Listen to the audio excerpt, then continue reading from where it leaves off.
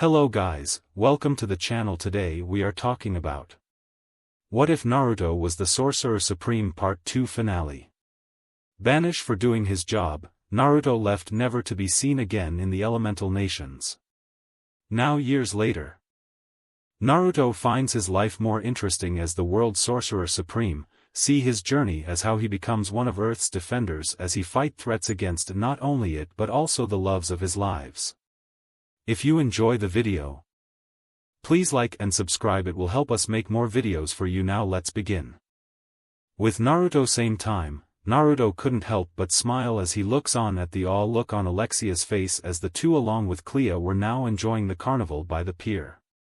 Shizuka wasn't she, and Clea has a timetable of sorts, and today it was her turn to get some alone time with the blonde sorcerer. Alexia came along for fun and the two couldn't help but chuckle at the girl's antics since it was her first time being in a carnival.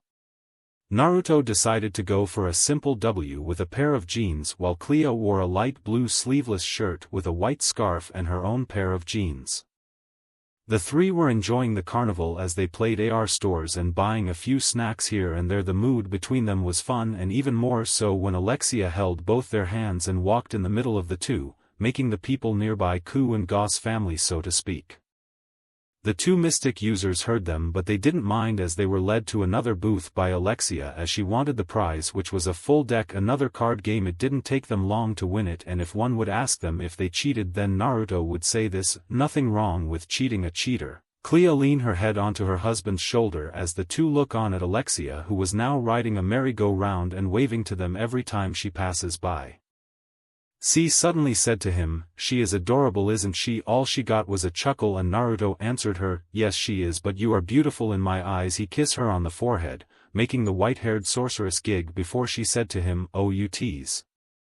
What would Shizuka think if she heard you say that?" He didn't mind as he said to her, "Well, I would just rub her head in the sweet spot and whisper just what I would do to her and her body, then she would be putty." And Clea didn't seem to mind as she giggled lightly before the two went into a comfortable silence for a few seconds until she changed the topic for a bit. "I see that you and getting quite cozy with one another." All Naruto did was raise an eyebrow with amusement on his face as he said to her, "Oh.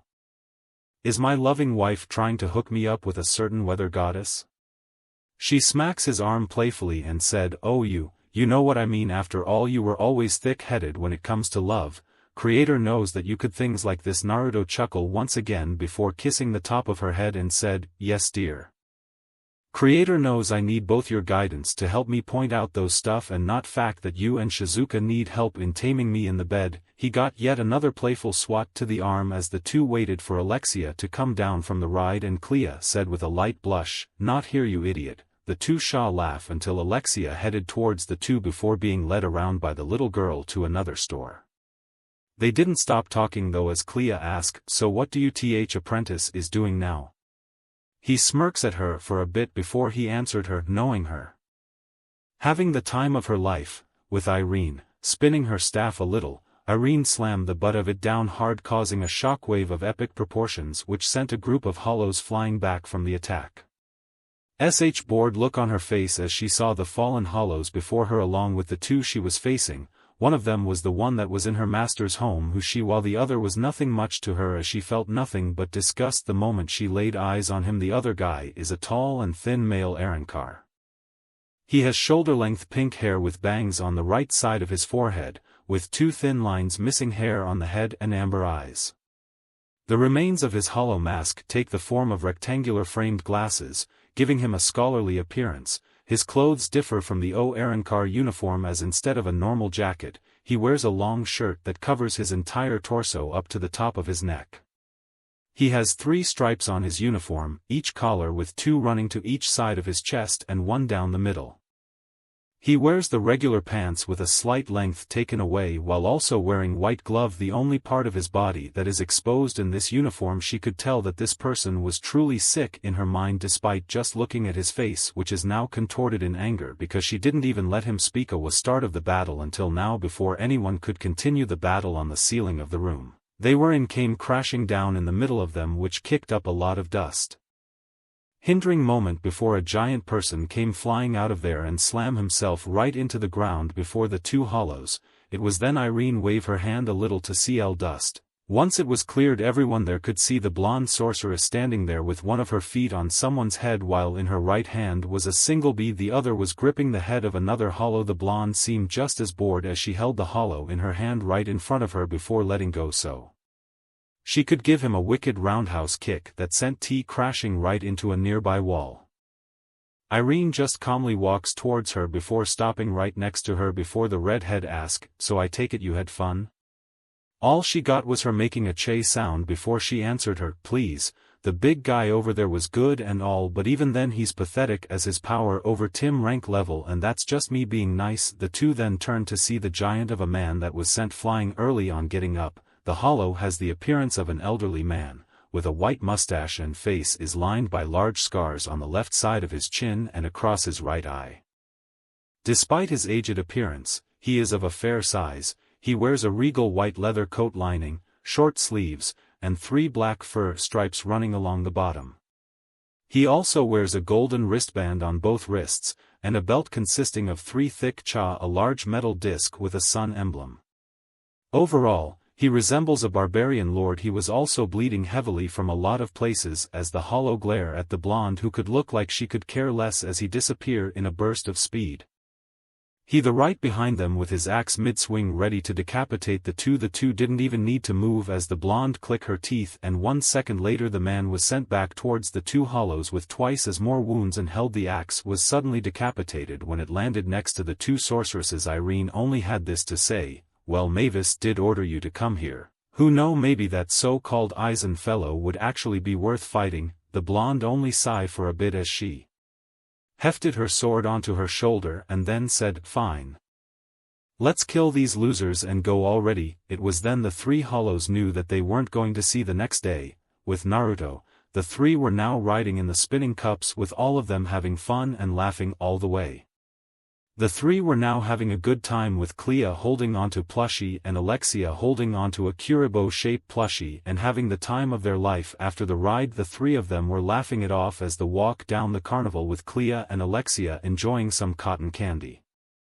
Deciding they had enough, for a suggested to go home, which Alexia protested cutely until her yawning was an indication for them to leave instead of just teleporting there, though the family of 3 decided to walk back home with Alexia sleeping onto Naruto's arms as they all enjoy the tranquil city. For along the way they managed to garner some looks from the civilians, but none of it with any evil intent.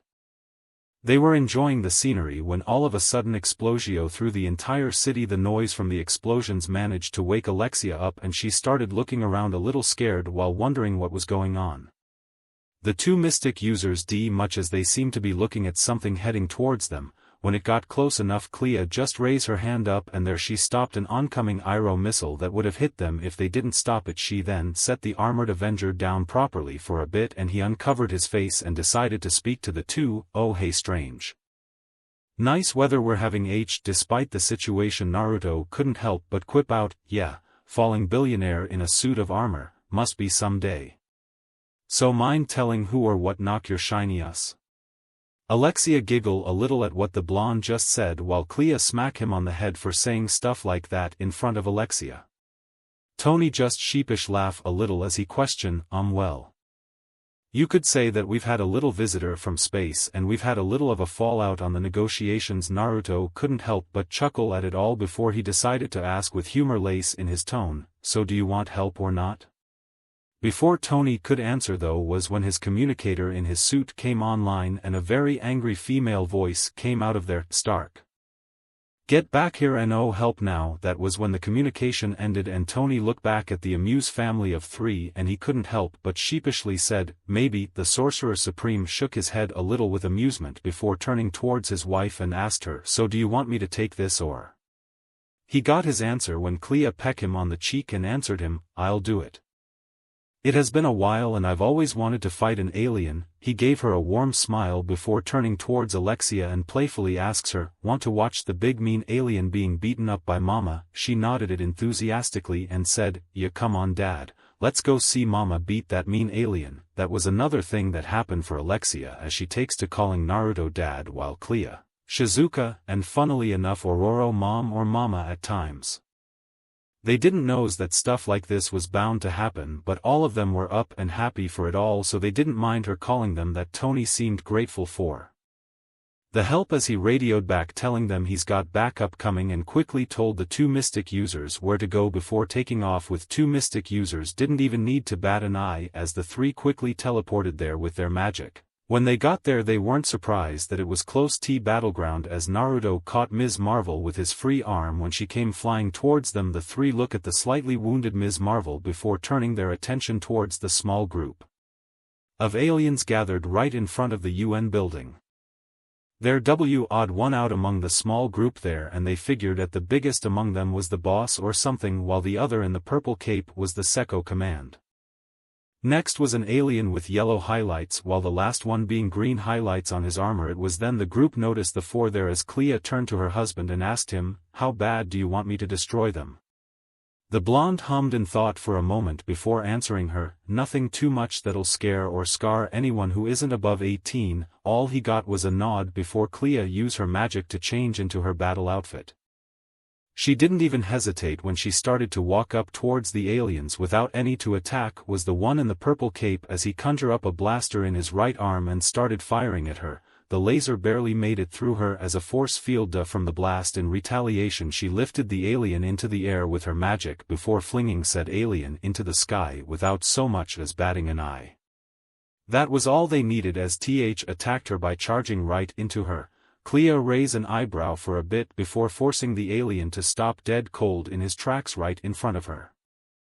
She didn't even hesitate as she used her magic on her feet before giving the alien a wicked kick to the chin, sending the alien barreling right through a building, and the bigger alien among them narrowed his eyes before firing a giant laser from his hammer right at her. She countered with a blast of her own as she fired a magic laser. The two attack met fiercely in the middle as the two tried to overpower one another, but Clea had a slight smirk on her face as she magically fired a pillar of earth rig alien's chest, stunning him a little, which in turn made him stop his attack and for Clea's to slam right into him hard. She didn't stop there as she made a hologram clone appear behind the alien and fired its own attack right into his back, sending him right back into Clea, who kicked H gut with her foot.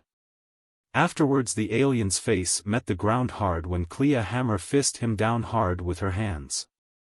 That didn't stop the alien though as he tried to sweep her hammer, but Clea flew up to avoid it before she did a somersault and hammer kicked the alien back down to eat dirt. On the sidelines was Naruto, who was sitting in mid-air along with Alexia, were now watching Clea kicking ass and taking names while munching on some snacks the sorcerer conjured up. Next to them was a now wide-awake Ms. Marvel, who was slightly in shock at how the Kree were being manhandled by a single person. Were such lot of trouble with even with the Hulk, Captain America and Iron Man. Here she saw the sorceress of the dark dimension skid backwards with her arms as shields blocking the laser before jumping out of the way when the Kree tried to add a hammer. She retaliated by using her magic to fire out a magic dragon attack that struck him dead on. Clea didn't let up on the attack as she lifted the ground Unday and sent him flying into a building. The one with the purple cape managed to return and try to sneak attack, but all he got was two giant walls appearing on both sides before said walls slam into him. Even need to look as she quickly put up a force field to block a downward attack by the hammer-wielding Kree alien. Ms. Marvel couldn't help but wonder just what in the world is she as she looks back towards the two who were sipping on some drinks as the fight continues on. It turned towards Naruto and suddenly asked him, "Hey Dad, when is Aunt Irene gonna visit again?" Naruto couldn't help but chuckle since during her time here Irene had tried everything possible to ask Alexia call her big sis instead of aunt, but the little girl didn't be what. He ruffled her hair a little before he said to her, "I think she'll be busy for a while, but don't worry princess, I'm sure she'll be done soon so she can visit you." Ag. Siri-idi. Kasuke Urahara had seen many things in his time, be it his time as a Shinigami or a so-called humble candy store owner. But if one would ask him right now about T was in, then he would say that this was probably the oddest thing that he has ever seen. That was because here he was right now, in a Seiza position in the middle of the captain's assembly hall along with the rest of the other current captains who were aside from Sakurai, as the behemoth of them man is lying on a bed in a full-on body cast. If that wasn't enough for him to think that this was weird, then the fact the blonde child sitting at the captain commander's place with an annoyed look on her face that promised pain to probably everyone there next to her was something that took almost all his willpower not to laugh at, since the fact that the man who was hailed as the strongest Shinigami and also captain was in a very interesting position. The old man was in some sort of contraption that covered nearly his entire body, which forced him to his knees while his arms were point right behind him and the bottom part of his face was clapped shut. He was lucky that he didn't bring Yurichi, because if he did, then he could tell that she was going to laugh her ass off to the point of suffocation. He would have too the fact that she was glaring at him too. He was told to shut it as the girl before him was waiting on someone while she was methodically reading in his mind proba from every division in Seriiti. It was then a portal opened up right behind him and from there he could see two beautiful women stepping out from there. The two looked a little ruffled up, but in with the blonde-haired one holding a very familiar head in her hand, he couldn't help but have his jaw drop in shock as he saw her tossing the head of Aizen right in front of the girl. She barely took a single glance at the decapitated traitor before she said to them, "Did you at least spare the ones that you were asked to?" The blonde just huffed lightly while the redhead decided to answer her yes, along with a small number of others, but other than that everyone else is dead. Now everyone there had shocked look on their faces at the declaration, since they had literally delivered the head of Aizen right onto their laps. He shook his head as saw that the redhead gave her something very familiar to him. Because in her hand was the very thing he had spent most of his life creating, as the redhead handed to her the girl before him examined the Hogyoku for a moment before turning her attention towards him with a dark look on her face as she said to him, "Now, you and I are a nice little chat about this little thing over here." It was there Kasuke swallow a hard lump in his throat as he wondered if he was going to get out of this alive. Naruto. A portal suddenly opened up within the confines of Naruto's home, and from there the family of three walked out of there without a care in the world as Naruto and Al little at something. Clea on the other hand just huffed lightly while she was checking her nails. She looks a little ruffled with her hair slightly out of place in certain her clothing, having a few dark spots and bluish blood here and there. Other than that she seemed relatively fine as she took Alexia into her arms and said to him, "I'm going to clean myself and Alexia. Have fun and don't scar the new much." All she got was a small chuckle from the blonde as the sorceress headed off with Alexia in tow. The Sorcerer Supreme then started to head up the stairs of his Monsi reached the library. From there he could see the dark-skinned woman that invaded his home 2 days ago calmly reading a book in hand while sitting on a nearby chair, though she wasn't alone as there were 3 more people with her, and from the looks of it they were arguing with each other. They stopped the moment he got close, tense up for a fight. He was slightly amused at them since he saw them having bandages in a lot of areas and he could tell that they were just barely healed despite that they were ready to fight him, but he didn't mind that as with a wave of his hand 3 more chairs suddenly appeared right beneath them, forcing them down before conjuring up a chair for him and took a seat right in front of them. He crossed his legs a little and put both his hands on top of them before giving them a dangerous smile that made them stiffen up a little as he said to them, "Let's talk, shall we?" Elsewhere, in the dark confines of a warehouse, a figure slowly emerges from the shadows among the crates and shows itself to be Captain America. Looking around, the furs that everything is all clear and quiet, making him reach for a device that lay upon one of the crates. He switched the device on before he started to talk. "We need to timetable, because the Kree are coming." The first Avenger then slowly morphed into a hideous green creature with a protruding chin on his face before he switched off the device in his hand. He was about to low when suddenly he felt something entering his body. From there his entire body went stiff and his mind went dull, as was shown in his eyes that became dull and lifeless was nothing more than a mere shell. It was there the person who did this came forth from the shadows. The person was of African descent, wearing a black suit with white lines designing it. He had of white hair in the middle of his head while the sides remained black. On his waist he wore a green sash with a sting that held an assortment of small skulls, and also in hand he took one look at the fake Captain America for a moment before he voiced to himself, "It seems Master was right concerning the foul aura he saw in Captain America. Looks of it, it would seem that this creature has allies in other places. I must bring this matter to him so the council may know what is going on and maybe try to oncoming storm that might befall Earth." He then opened up a portal and there he along with the posse's fake Captain America entered it. Leaving no trace of either behind as the moon slowly darkens by the sea surrounding it all, Xavier's mansion next day, ha ha ha ha wee. Those were the cries of joy from one Alexia as she rides around on a beautiful colored fairy-like dragon in the backyard of the mansion. She wasn't alone as a few kh were also enjoying the ride despite being only just a few feet off the ground. Off to the side was Shizuka, who was giggling at their antics while sipping some tea. Next to her was the Enchantress as she was dragged to this place by the bubbly Q sorceress of Asgard. Merely huffed lightly before she told Shizuka, "Why must I be dragged along for your pleasure, vixen?" Shizuka just looked at her with a small glint in her eyes as she answered her, "Come on, Amora. You've been doing nothing but being emo most of the time, so I though enjoy some limited freedom with good old me." The Enchantress scoffed for a moment before voicing out her opinion, "Would prefer not to be here associating with the likes of you while being chained like a mere d." All she got in return was a chuckle from the Kyubi, making her turn to look at her before Shizuka said to her, "Oh. Would you rather be sent into oblivion by Odin, a trap there until you lose yourself into madness?" That made her grimace slightly as she knew that Odin would do it if only so that another more fitting punishment was shown to him. By rights she would have been her crimes because of a mere crush on the Thunderer. Thinking back now, the sorceress wondered just why she was so fixated on him all the time. Sure, he was strong, but he was also boisterous and loud at times.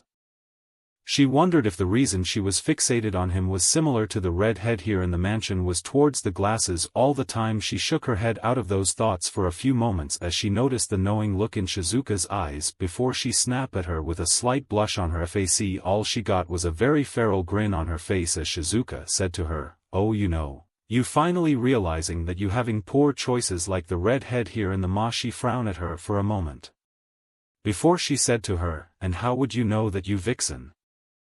You probably bedded thousands of men without batting an eye." Shizuka didn't mind it at all as she simply said, "Sure, back before I was sealed into a human's body for the past century or so." The Kyubi noticed the confused look on her face, so she decided to elaborate the latter part of her life prior to her current one. From living as she liked until she was in control of a maniac and then being sealed into a person, and from there her life being sealed into another until her current host. She only gave out bits and pieces of Naruto's life in the village but nothing else, as Shizuka thought that Naruto would be the one to tell her that instead when she be next harem sister. Oh, she knew something was up with Amora considering her love life, and she didn't mind playing Cupid with her while Clea handles her end. With Amora frown a little at what she heard, but she wasn't going to simply side with her just like that. She sympathized for Shizuka living a life like that, but in no way be crying over it so easily, but she decided to at least try to make most of it. After all, if the being before her could be free after so long of entrapment, then maybe she abide her time. It was then though an axe suddenly cut through the space right in front of the two before it dragged down on itself to open up a portal, and from there a hulking behemoth walked out of there. Amora's eyes widened ever so slightly at the man, and her hopes of being free was close until the man looked back towards Shizuka, who didn't seem nervous right in front of him. Amora thought he was going to attack her, but all he did was nodded towards her before he went and stood next towards Amora, who had a shocked look on her face. Shizuka decided to explain to her, "If you must know, your executioner here wanted to set you free, but we decided that we rather avoid having a troublesome fight. W struck a deal. As long as you serve your sentence without any trouble, then we will set you free, but with certain limitations so you don't get any funny ideas. He ag long as he could be your bodyguard as usual, but should he try anything funny like freeing you before that time comes, then you and he will be put for death with prejudice." The Enchantress didn't like that one bit, but she had no choice but to abide it, if only so that she doesn't meet her end so soon, though she would say on the bright side someone that she could confine in personally even if he doesn't speak much. She decided it wasn't enough to warrant her to whine about it as she was treated feral, so she held her tongue for now. Still she had to ask, "So where is the Sorcerer Supreme anyways? I haven't seen him since breakfast." All she got from the Kyubi was a small shrug as she answered her, "He's in a meeting right now with the other Magister Magi in light of a certain matter regarding with Naruto." Walking through a pair of giant doors, the Sorcerer Supreme headed towards a seat before he sat down on it. The room he was in was as big as City Hall itself, as that the room were filled with an assortment of people there, all mumbling and conversing with each other. The seat he was in front of a semicircular desk where seats were there, two on each side of his own seat, with all of them being taken on his right was Mavis as she waited for the whole thing to start, while the others were somehow shrouded by a veil of shadows, with only hints of their faces being enough for a full-on recognition once he was there. The Sorcerer Supreme then raised his hand up for all to see, letting them know to quiet down for a moment. Once all of them there had settled, Naruto started to speak first. Now the reason I have called this meeting is because I have slight troubling news that caught everyone's attention for a few moments as the blonde continued on. Some of you have heard of the alien incursion that happened just yesterday, but another species of aliens have invaded Earth, but this one is using more subtle means to do so. He motioned towards the door on the opposite end, and from there it opened up to show the fake Captain America being brought towards him by the person they see yesterday. The man nodded for a bit before forcing the alien on his knees before chains appeared from the ground and wrapped themselves around the alien, binding H-bit before screens appeared right in the middle of the room, which allowed everyone there to look at it. Their murmurs started to be heard as the people there whispered to each other until Naruto said out loud, "Quiet."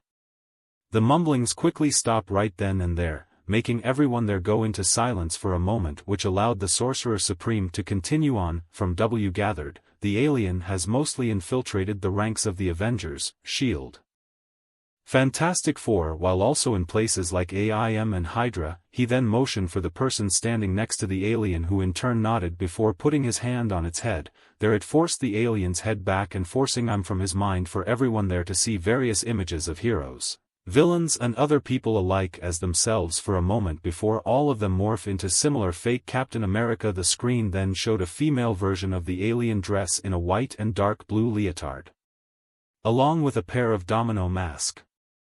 There Naruto continued to speak, that she is the queen of these aliens, and from what we know these are the only places that they had infiltrated. That does not mean though that it is just these. Look out for. The murmurs grew louder but for a few moments until order was called once again by the Sorcerer Supreme, making them silent once more before he spoke. Don't may be able to copy some powers to an extent, but the only thing they can't copy is their aura, so I advise some of you all to brush up on your aura detection, because all will be sent to places of interest that they would use and scan for any traces of them, and if found eliminate them quickly and quietly with prejudice. All of them there nodded for a bit before Naruto then continued on with his plan. Now then, next would be trying to save all those currently being held by the aliens. Then showed a picture of Jupiter as Naruto started to address the people there. Now this is where those currently being captured are held in. The ship is well hidden. Help from our new friend here. We have determined that the ship is cloaked, but we have a precise location on it, and that is where we will strike. Some of them whisper a little, and despite that Naruto continued on, now not all of you will go, as I have assigned this to the European Magister Magi, who I hope will restrain himself. Right, he looked to his left, which showed a big person next to him. The shadows cover most, but one could see the sparkling grin that he sported with a white beard. He chuck moment before he said to him, "Come on now. Where's the harm in letting loose a little?" All he got was a deadpan stare from the Sorcerer Supreme before the Bond said to him, "I think a few villages along with the association building would say otherwise. Send those two apprentices of yours." All he got was a boisterous laughter from the man as he then said to him, "Fine, fine. I'll make sure that I get the more discreet of my mages to handle the mission about it." The blonde sorcerer just shook his head a little before he said to him, "Right, by the way, did you punish the ones from the London Sorcière of the Mystic Arts?" The man chuckled a little before answering the Sorcerer Supreme, he done, though that was a little harsh, don't you think?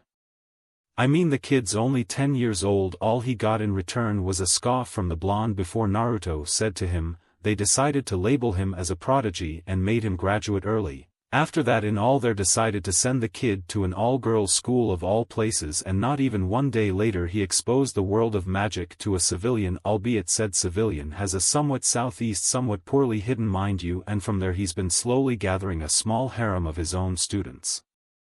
I swear to the Creator that if it wasn't for the fact almost every entity known here, I would have sworn that someone out there is making a movie of his life, of which I have no doubt that you have already recorded." All he got was another bout of laughter from the man as he answered him, "Guilty as charged, hell I almost tempted to send my 2 apprentices there just to see wh trouble they will give him or maybe my granddaughter. Naruto couldn't help but shake his head as he knew the man's penchant for antics for amusement as he then addressed the people there, now that what we needed to done. All of you go back to your posts and await further instruction. And as for our guest here, Brother Voodoo, please escort the alien back to the Avengers Mansion, memory wiped clean, and leave no trace of our involvement here. Time is of the essence and we have the element of surprise here and I will not waste it. Everyone there seemed to agree with the idea as the ones aside from Naruto and the 4 sitting on both sides of him left, leaving just the 5 of them there for Mo. Naruto spoke out first to Mavis, so I take it that the problem with the Shinigami has been handled properly. Mavis nodded for a moment before pulling out a bluish-purple orb and presented to the people there before she started describing what the orb was about, and by T. Naruto had to hold back a groan as he massaged his temples before saying, I swear it's because of jackasses like those idiots in Siriitii are the reason that the war itself into trouble every hour of the week and need others to clean up the mess. The 4 sympathize with the blonde as they had too a lot of situations that needed them to clean up messes that should have been cleaned up by the people that Sue handles them. They all then discuss other things for about an hour or so before ending the meeting for today. The blonde sorcerer leaned back on his seat and sighed to himself as they are back to their places as he thought back to some of the stuff in the meeting and wondered just why did he even take up the mantle. He shook his head for a bit and was about to get up from his seat when suddenly a small blob-like thing descended right in front of it before it disappeared on itself, and small white rabbit-like creature with a red gem on its forehead and eyes that seemed to be close. Naruto gave the creature a small smile on his face as he said to it, Makona, how are you, buddy? The creature now named Makona didn't seem happy at all as it barreled right into the Sorcerer Supreme and started babbling out to him, Naruto, big trouble, trouble. Naruto was a little confused at why Makona was reacting like this, so he grabbed him with his arms and looked right at his face and said to it, Makona, calm down. Take a to tell me what's gotten you so rattled up. Makona took a few calming breaths for a few moments until the bunny-like creature started to speak again. Naruto, big trouble. Makona saw something bad when visit your world. Naruto's eyes widened a little before they hardened ever so slightly as he said, talk. Makona nodded for a moment before he started to explain. Makona decided to go to your world and look at the sights for a bit until Makona headed to Suna, where suddenly heard explosions all around there, and when Makona got there, Makona could see the person that was your friend Gara being taken away on a big white bee, someone on top of it, and Makona also saw that someone wearing makeup was grunting in pain while another person who was small but big disappear right before Makona thinks that something bad might happen to your friend. It was there. Naruto's eyes were wide with shock for a moment before he said to Makona, how long was he taken? Makona thought about it for a moment before it said to him, Makona thinks it has been about 2 maybe 3 days at most since traveling through different time zone, but Makona thinks it should be around that long. Naruto just looked on at Makona for a few seconds before putting the rabbit-like creature down onto the desk before he said to him, Makona, I want you to send to me wives and Wong that I might be late for a while. The bunny-like creature looked confused for a bit before he asked, what would Makona tell them? Naruto closed his eyes for a bit before he turned around and started to walk towards an open portal. Just before he stepped in fully, he turned his head to look at Makona and show a couple of fools what happens when you attack my friend. That was all Makona heard before the Sorcerer Supreme walked right into the portal with fury in his eyes. In a cave somewhere. Well then, now let's finish this before trouble comes, said a blonde man as he along with another person were right in front of a red-haired male, and from the look seemed to be extracting something from said male. All he got was a small grunt from his partner for a moment there as they wanted to finish this before reinforcement arrives to save the redhead.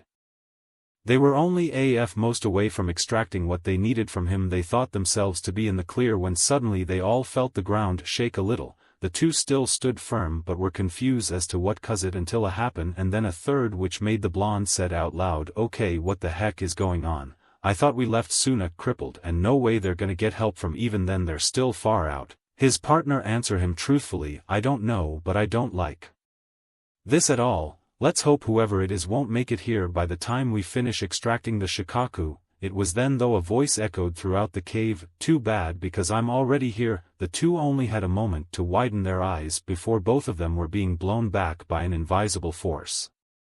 Once there, the red head that was lying on the G being levitated for a moment before it was pulled towards the source, cutting off the extraction. As the two got back up to see what had happened, who they saw was a blonde with a small bang covering his right eye with a thin ponytail at the back. He had cerulean blue eyes that showed restrained rage and fury with red tribal markings all over it, along with a golden necklace on his neck. There he was, Naruto's Strange, the Sorcerer Supreme, and it was there the two will then feel the might of the man who was hailed as the strongest mystic user in Elsewhere. Rushing past the trees of the forest were a group of 6 people. One was an elderly woman with black eyes and lavender-colored hair tied in a bun, wearing a dark-fitting outfit with a poncho-like top. Next to her was a girl with sandy blonde hair tied into 4 ponytails, as she wore a short-sleeved black kimono that reaches down with slits along the side and a more revealing neckline. While she retains a red sash tied around her waist, she now sports fingerless black gloves and wears her on her forehead. Trailing behind them were 4 other people, with one having defying gravity silver hair along with a half-face mask, wearing a standard jounin outfit consisting of a FL blue pants and a long-sleeve shirt. He also wears fingerless gloves with metal plates on the backhand. Behind him was a teen with pink hair girl wearing a red top with the same design as cheapao dress, along with black gloves, low heel, knee-high boots, black shorts, short pink apron skirt, and pink elbow protectors. Next to her was a male with black eyes and spiky black hair with a blue tint tied into what some would call a duck, a black one-pieced version of this usual attire, with many small belts adorning his left arm and similar bands around both legs, along with a blue-clothed forehead. Lastly was another female where a lot of people will take notice of, as she was starting to grow into a beauty. He had a slender, but feminine build, fair ski, along with red hair tied up in a high ponytail with a forehead protector with strands at the sides of her face which have 2 faint whisker-like marks on each side. Consisted of a standard Konoha flak jacket over a black short-sleeved shirt and black form-fitting pants that reached her calves. All of them were headed towards a single direction, with only the first 2 seemingly determined to get there a little faster. As the 2 pushed their bodies to the limit, the blonde looked back towards the 4 with a scowl on her face as she barked out to them, "Hurry the hell up. If we don't make it to my brother in time, then I will so sure hell will reign over Konoha." Among the 4 only the raven-haired visibly scoff and then retorts to her, "You should be glad that we even wanted to help your pathetic brother of a Kazika." All he got was a snort from the blonde as she said to him, "Don't make me laugh, Uchiha. You know as well as I do that the only reason you're here is because that village of yours needs our help more than we need yours." The raven-haired scowled lightly and was about to give a retort, but a glare from the silvered-haired man was enough for him to back down temporarily, though he wasn't going to last long before another spat was gonna happen soon. All of them traversed the tree branches towards their destination. It didn't take long for all of them to reach what seemed to be a cave with a moat around it. The team stopped for a bit as they all saw something odd, because they're there to stop them, as the entrance to the cave seemed to be forcefully opened somehow, evident by the cracks around the entrance as though someone had entered. A tremendous show of force. Cautiously, all of them approached the cave entrance for a bit, when suddenly all of them jumped back as the cave exploded outwards and a figure skid across the water. Another landed to a kneel. The team landed just outside of the lake as they all saw 2 members of a certain organization that they were told to look out for. They could see one of them, fan blonde, tried to get up, while off to the side was a redhead already on his feet, but they could see that his body had cracks all over, with a few places having small chew being gone. The team tense up for a fight until they noticed that the 2's attention wasn't on them, looking towards where their line of sight was, when they saw someone walkie dust. From there all of them saw a person with blonde hair tied into a thin ponytail with cerulean blue eyes that showed determination and grit. He wore a black cloth tribal markings all over, and hanging from his neck was a golden necklace. For some reason the blonde walking out of there felt familiar to some of the team, but for a moment they could tell that something was up between the 3. But before any one of them could say anything was when the blonde standing before them said first, "Have impress." He then started to clap, though they could tell it had a slight mocking tune in it as he continued on, You guys sure live up to your S-rank missing mean status. Guys, I know that our human could take that much punishment. He looks towards the redhead for a bit before he corrected himself. Well, actual humans anyways. The two look at each other for a moment, and as though they shared a silent agreement with each other, they strike. The blonde quickly created a flock of white birds from his hands and swarm him, while the redhead called upon a wooden puppet where it opened its mouth to send black stuff that turned into pikes sent flying towards him. The blonde standing before them just look at the attacks with an amused look on his face as he said to them, "It still intrigues me about how shinobi here could create of jutsus that can be so diverse yet still in a way specific at the same time. None of the attacks even manage reach him, as all of them slam itself right into an invisible shield, negating anything that would cause harm towards him." A moment as the two look on at their failed attack on the blonde, who just looks at them with a mixture of boredom and amusement at their attacks. It was there the blonde looks at them before holding out his palm towards them and simply said, "My turn." From there a giant circle appeared in the air before two giant blue dragons surged forth towards the two. Their face didn't have any look of shock, but they reacted of the way, instead of just heading straight on though the dragons themselves separate and started chasing the two. Thinking quickly, the blonde managed to create two of his own kind of dragons and sent them right the attacking dragons.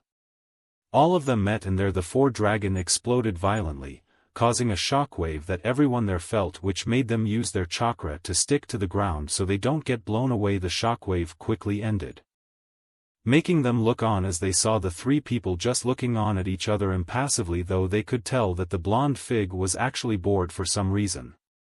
Each one of them had various degree of thoughts running through their minds. Just who is this guy? He's actually beating two members of the Akatsuki from the looks of it, were some of the thoughts of the majority. That power, I must have it, and he will give it to me so I could kill him. That was the brooding thoughts of the raven-haired teen. Who is this guy and why does he feel familiar to me? Thought the redhead as she unconsciously clucked something on her neck. The two members of the so-called Akatsuki on the other hand just look on at their attacker with hints of worry, which was funny considering that they were S-ranka, but even they could tell that he was something beyond their league. The redhead then suddenly opened up his chest, and from there a scroll somehow appeared from his body connected by blue strings.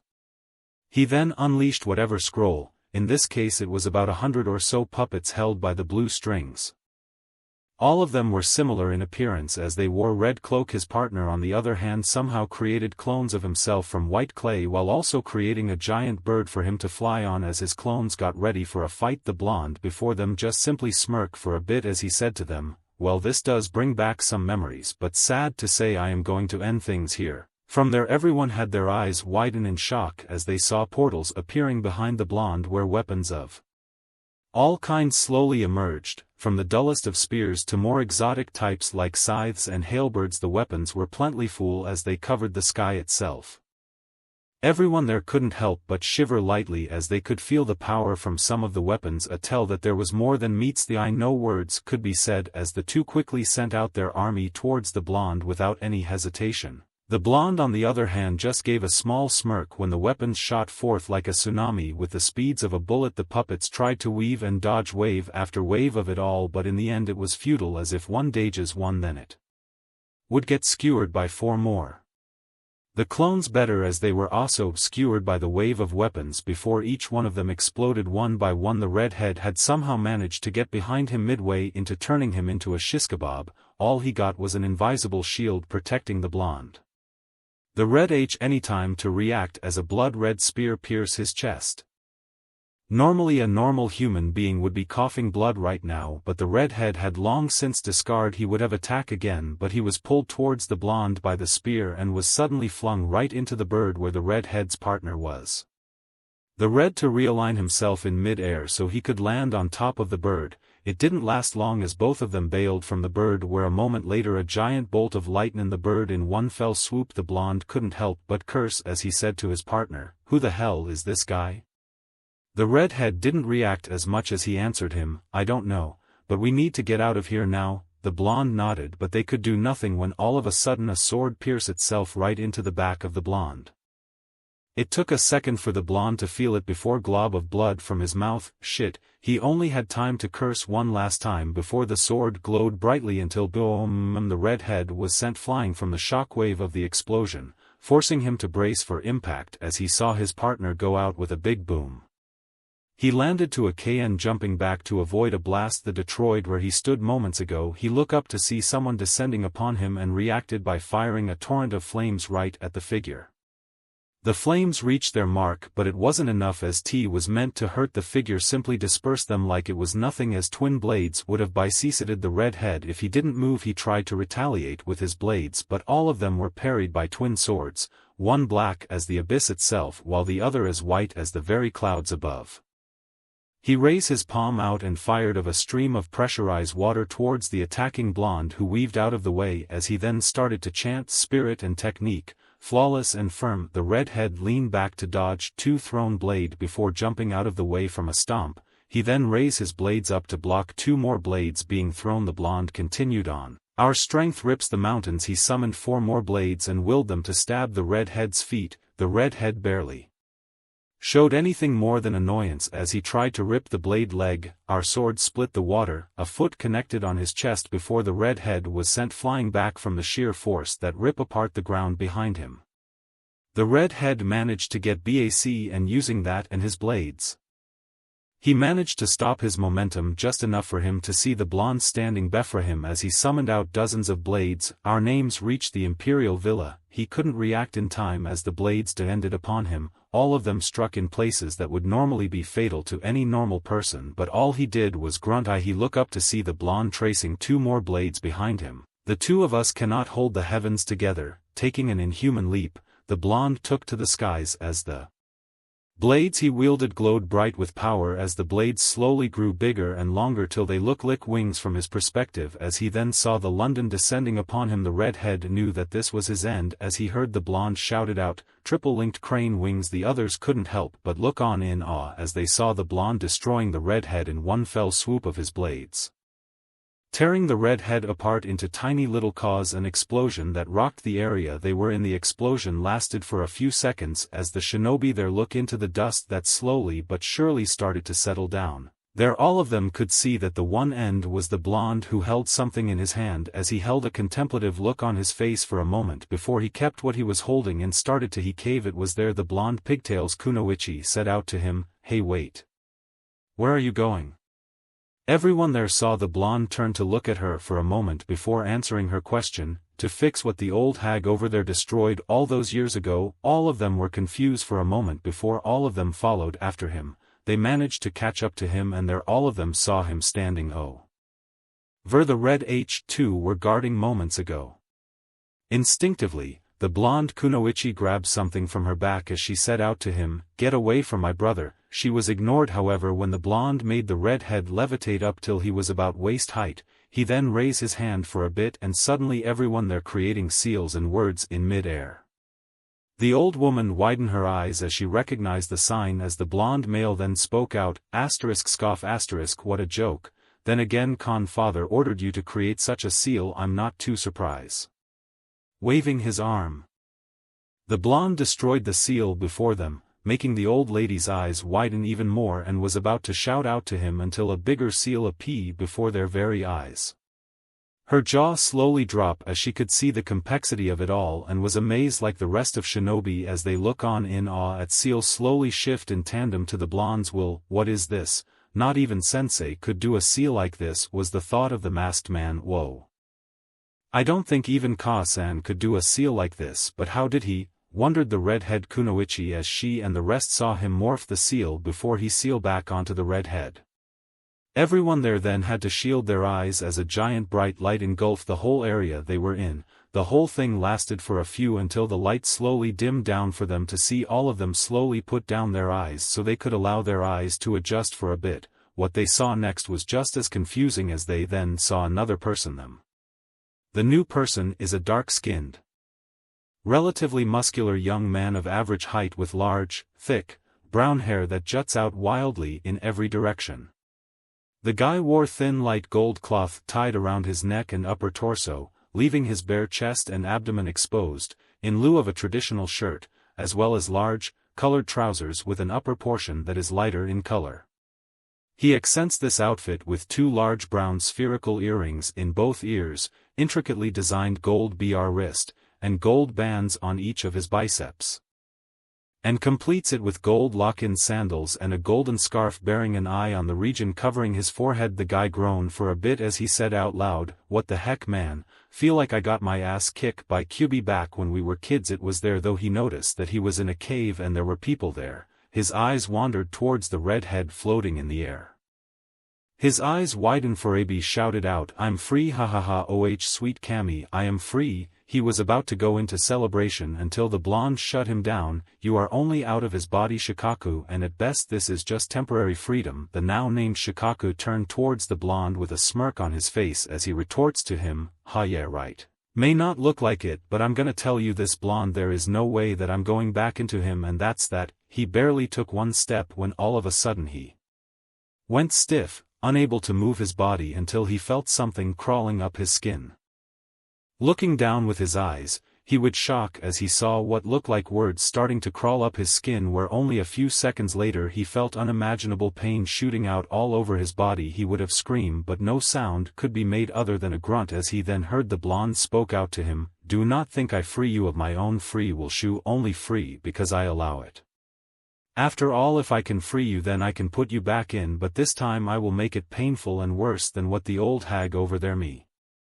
I will make sure that even when Gara dies you will follow with him, but it will be permanent." To emphasize on it, he slowly but surely shrunk Shikaku bit by bit, making him widen his eyes in horror where he started to struggle.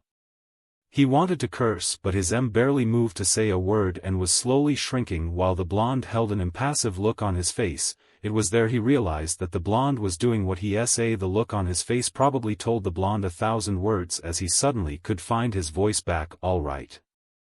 All right, stop, I'll do whatever you want me to do, so just stop." He stopped shrinking the moment he said that before he returned back to normal size, before looking back at the blonde with a hint of fear on his face. Seeing that he was the blonde then said to him, "Well, looks like you can teach a new dog new tricks." The guy would have retorted but fear made him silent as the blonde continued on, "Now your undivided attention, Shikaku.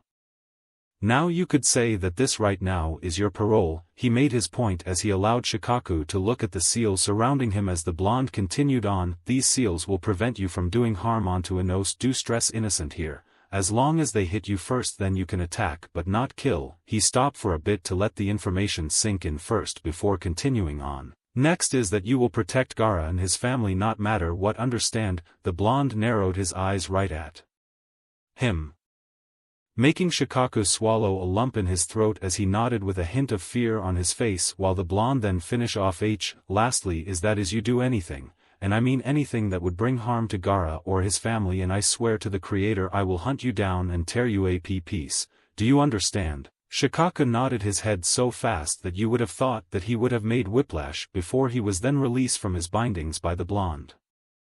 He slew for a bit as he rubbed his body after the slight ordeal he got by pissing the blonde off a little before he said to him, "So it's either this or die, right?" The look on his face was all that he needed to know before Shikaku said again, "Che, well at least this is a better deal than what I had for a long time." So what the he could tell that the blonde was not amused at his attitude, and that made Shikaku wisely shut up for a moment. The shinobi on the sidelines couldn't help but be silence at what just happened as they saw the blonde doing something to the seal and somehow made a person appear from thin air. The name though was unknown to them, but before anyone could ask anything of him was when Gara started to stir, groaning a little as he tried to stand up from so to speak. Seeing this the blonde helped him to steady himself as Gara managed to stand upright properly. Shaking his head a little he looked at his surroundings for he laid eyes on a smirking blonde. He had a confused look on his face until he saw a small illusion right next to the blonde from a person he thought went missing all those years ago, and there he could suddenly blurted out, "Naruto?" The name brought about of reactions from a lot of people there.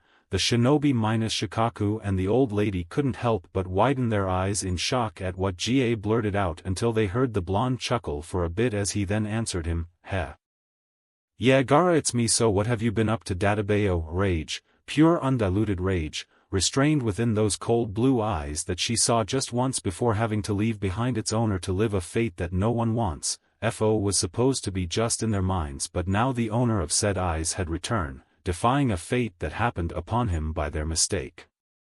Now she was about to face. She knew that after today she would never be the same again. Even now she tries valiantly to say something to Naruto, but the grip he had on her made her unable to do so.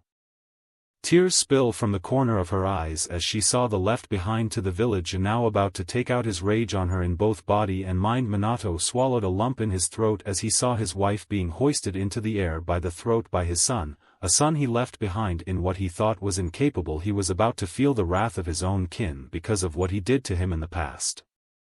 Despite that, he steeled himself and said out to him, "Naruto, let your mother go now. We can talk about this." He swallowed a hard lump in his throat as he watched his own son not bothering to look at him as he slowly choked the life out of Kushina. A tense silence ensured him saying, "Talk." He sounded almost amused if his tone was any indication as Naruto continued on, "And what would there be to talk about, oh great yellow flash? Nothing but an orphan that lived a life of darkness in a village of traitors and fools being led by hypocrites where you stand among them like the Toad and Sarutobi's Minato Namikaze. What is there to talk about?" He flinched at the tone and looked away as he knew that it was gonna be a long day in hell, that his son would even entertain the thought of forgiving them. He wasn't deterred though, but it seemed that Jiraiya had something to say as he said out to him, "Look Naruto, I know you're upset, but you can be better than this. The Villag right, but you can't hold it against them, and you will be no better than them if you keep on acting like this. That's how the cycle of hate starts, Naruto, and you can be this, so please just come back to the village already." Naruto on the other hand closed his eyes for a moment before dropping Kushina onto the ground when suddenly the entire atmosphere thickens to the point where cut it with a knife. The Sorcerer Supreme then turned towards the two males before he spoke out to them, "Better, huh? I'm surprised that you can say such a thing, but delusion, fool, like you know any better. After all, what was it that you say to these two?" "Ah yes. That I was nothing more than a time bomb just waiting to blow, and death to mean something, then it would be as a martyr." No, the sorcerer could see him twitch just slightly at the implication and decides to humor him a little. "Oh? Did you think that no one else aside from those in that room not hear what you say? Hey, you should know better, oh Jiraiya of the Sannin, you never know what a fox hears despite its slumber." That was enough to see everyone still conscious there as Minato said to him, "You talk to it," again. That made Naruto amused at the looks he was getting, and he couldn't help but quip, "Hard not to. After all, I am married to her." The bomb that he dropped suddenly made everyone there tense up even more, well aside from Kushina, who suddenly got her second wind back along with a pair of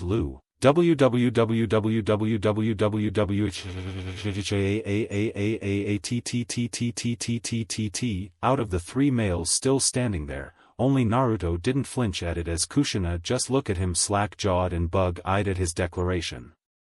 The Sorcerer Supreme other hand just chuckled lightly despite the atmosphere as he humored them a little. "Yes. Well, let's just say freeing a caged fox the way I did had a few interesting." That was enough for them to really be on guard as Jiraiya suddenly blurted out, "You let the Kyuubi free. Have you lost your mind, Naruto? That thing is nothing more." He was silenced with nothing more than a glare from the blonde sorcerer as he retorts, "What? A being of mass chakra that simply wants to destroy all in its path. Ha, hypocrisy. You tell me that I could be better when you yourself don't even bother to understand the tailed beast themselves." Jiraiya grimaced for a bit and tries to retort but was quickly cut off as Naruto continued on, "I wonder what the toads were thinking about choosing such a foolish summoner. Even more so that they dare to tell you something as sacred like a prophecy which by law should be forbidden unless the summoner had passed a certain. I can bet everything that I have that you didn't. I mean, look at you.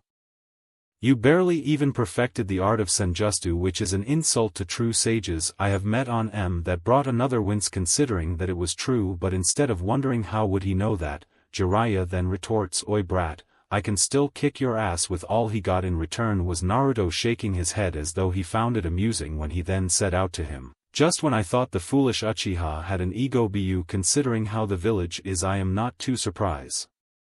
The Shodai Hokage must be rolling in his grave right now if fools like you continue to exist in his village." That was enough for Jiraiya as he kicked things of appearing right in front of the sorcerer in a burst of speed using chakra. Naruto barely even so much as react as all Jiraiya was then stopped mid-punch right before his very eyes. Minato and Kushina were wide-eyed at how it just happened while Jiraiya stayed in suspension with Na at him with nothing more than a glance as he said, "Fools, in the end I guess the Sandaime did die for something. He died for a village that would kill his own kin for power." He didn't need to say any more as all of a sudden Jiraiya was flung away from him with a tremendous unseen force, sending him barreling right into the trees while they're unfazed by it all as Minato and Kushina look on in shock at what happened. It was there Minato tried to reason with him once again. "Just listen Naruto, just come back to us, we can make this right. Konoha will welcome you back now, you see your family. Just come back to us and everything will be all right." Naruto looked towards him with nothing more than an emphatic stare before he said to them, "Family huh, quite a bold claim you have there Yondaime Hokage. Consider and allow the care of your own blood in the hands of strangers and fools." That made the two there flinch slightly as Naruto continued on, "You who gave your own blood a curse that he had no saying to, you who care more for mere ignore in that place that dare call itself a village. Maybe it used to be something back in the days of old but those days are long gone the moment the Sandaime took reins and it has become nothing more than a cesspool filled with hypocrites and liars who sold their souls to the devil, so no Yondaime Hokage. That is my answer and for name maybe Naruto but I share none nor do I even want to share anything more than what you have forced upon me before or after my birth because the though related to you sickens me." Minato looks down crested at what his kin was implying but he knew despite being true he still needed to get his son back to the village as he said out to him, "Naru, we're here to protect you.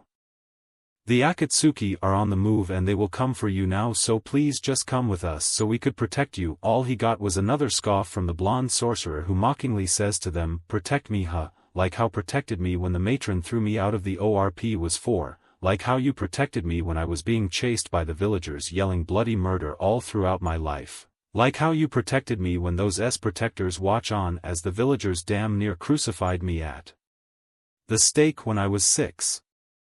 Or how about when you protected me when you left me in the hands of who barely take care of themselves as they indulge in their own convoluted schemes for me?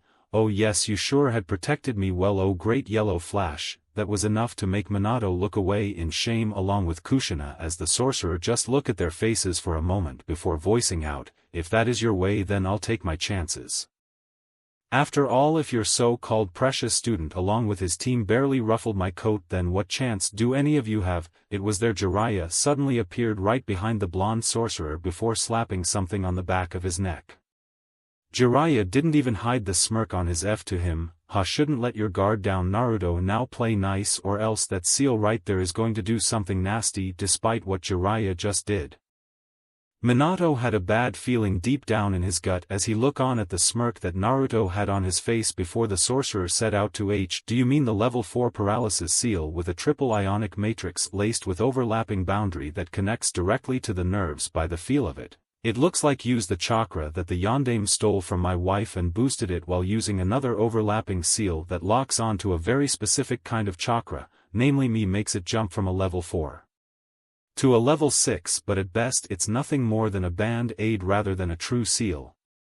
Sad really, which makes me kinda glad I didn't Leah and pretenders." That managed to tick Jiraiya off as he retorted slightly, "What would you know about Fuin just you little brat?" All he got to see was him holding his hand up and then snap like a stone in the river. Jiraiya quickly dropped to his knees by some unknown force. All the while Naruto barely so much as giving him a glance as he then reached behind rip away what Jiraiya put on him moments ago and said, "Have to say, it's kinda pathetic about your skills in Fuinjutsu but then again.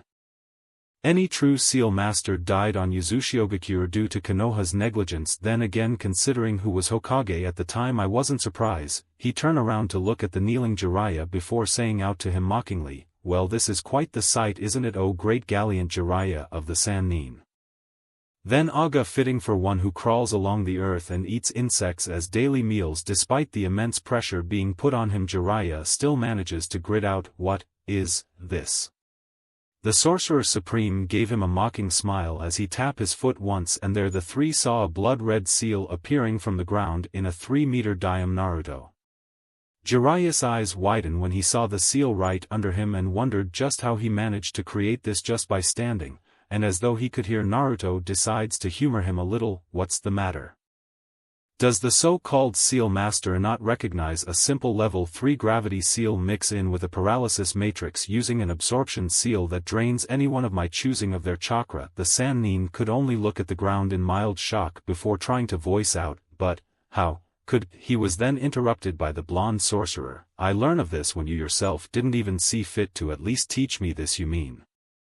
You'll be surprised in what in the Forbidden Scroll, like say a certain wife of a certain Shodai Hokage hidden something in there in regards to a certain village that was destroyed years ago. Abu regards to the equivalent of a treasure trove of knowledge in regards to said village's specialty and the trials that comes with it. The not so subtle hinting let everyone there in on just where he learned his Fuinjustu and their Kushina suddenly managed to find her voice. That's impossible. Was impossible for us to gain entry again. That brought about a small smirk on Naruto's face as he said to her mockingly, oh, I would have thought a true Uzumaki would know the reason why the sea, but then again if that is true then that means that you are not an Uzumaki anymore, isn't it, Kushina? She looks at him with a hint of anger forming as she retorts hotly, what is that supposed to mean? Not letting the smirk leave his face, he then answered her like one would answer a child, tell me, Kushina. What was the number 1 rule for the Uzumaki? The redhead narrowed her eyes in thought for a moment, but Naruto continued on, scoff such a simple answer yet you don't even know it. Mito Obachan must her grave right now if she could see just how pathetic you have become if you don't even know the reason that the seal didn't work. That nearly set her off until Naruto dropped the bomb on her. It didn't work, Bose. You have betrayed the most important rule among the Uzumaki, and that is never family. That struck her hard as Naruto continued on, tell me, Kushina. Do you think that a simple blood seal was enough to open the most sacred vault there?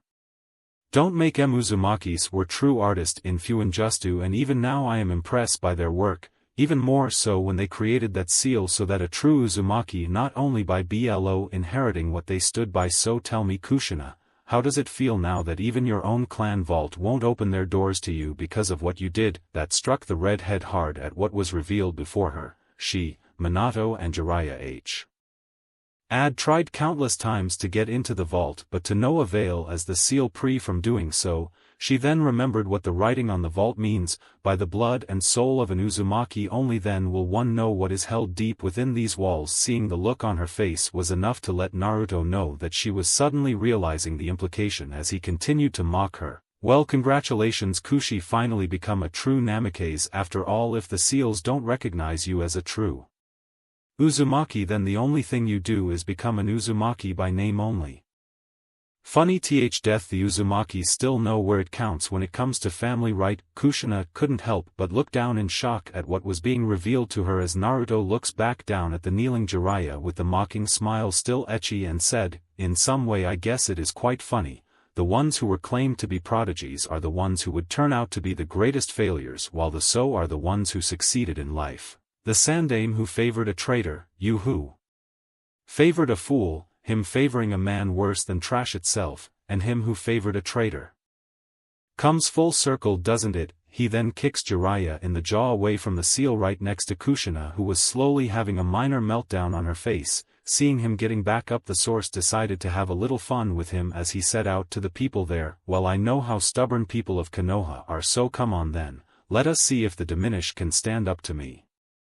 A man that stands among the gods. It didn't take long as Jiraiya quickly blurred through a series of hand signs and slamming it down to the ground. Doton, Yomi Numa. From there a giant swamp of mud surged forth and tries to trap Naruto in its wake, but the sorcerer did nothing as the wave of mud barely even touches him as it paw the middle, leaving him unharmed before the mud slowly forms into a dragon right behind him and then sending it right back at him. Jiraiya only had time to get away while Kushina was saved at the very last minute by a yellow flash. Naruto didn't even budge as Minato appeared next to Jiraiya, snapped out of it in hand as the mud dragon missed its mark. Seeing this, Minato tried diplomacy one more time. Naruto, don't make us do this, just come back, would protect you all right, we'll find a way to make things right between us, but for now please just come back, we need you again. That didn't seem much to the Sorcerer Supreme as he set out to them mockingly, you or Konoha? Do not play coy with me, Yondaime, all you care about is tea, nothing more. And I would be damn if I would ever go back to that place willingly, so like I said, just bring it. That was enough for the three to tense up as Kushina pleaded out to him, Naruto, Sochi, please just come back to us. That was enough as Naruto, as his mocking look turned into a glare as he said out to her, don't call me that.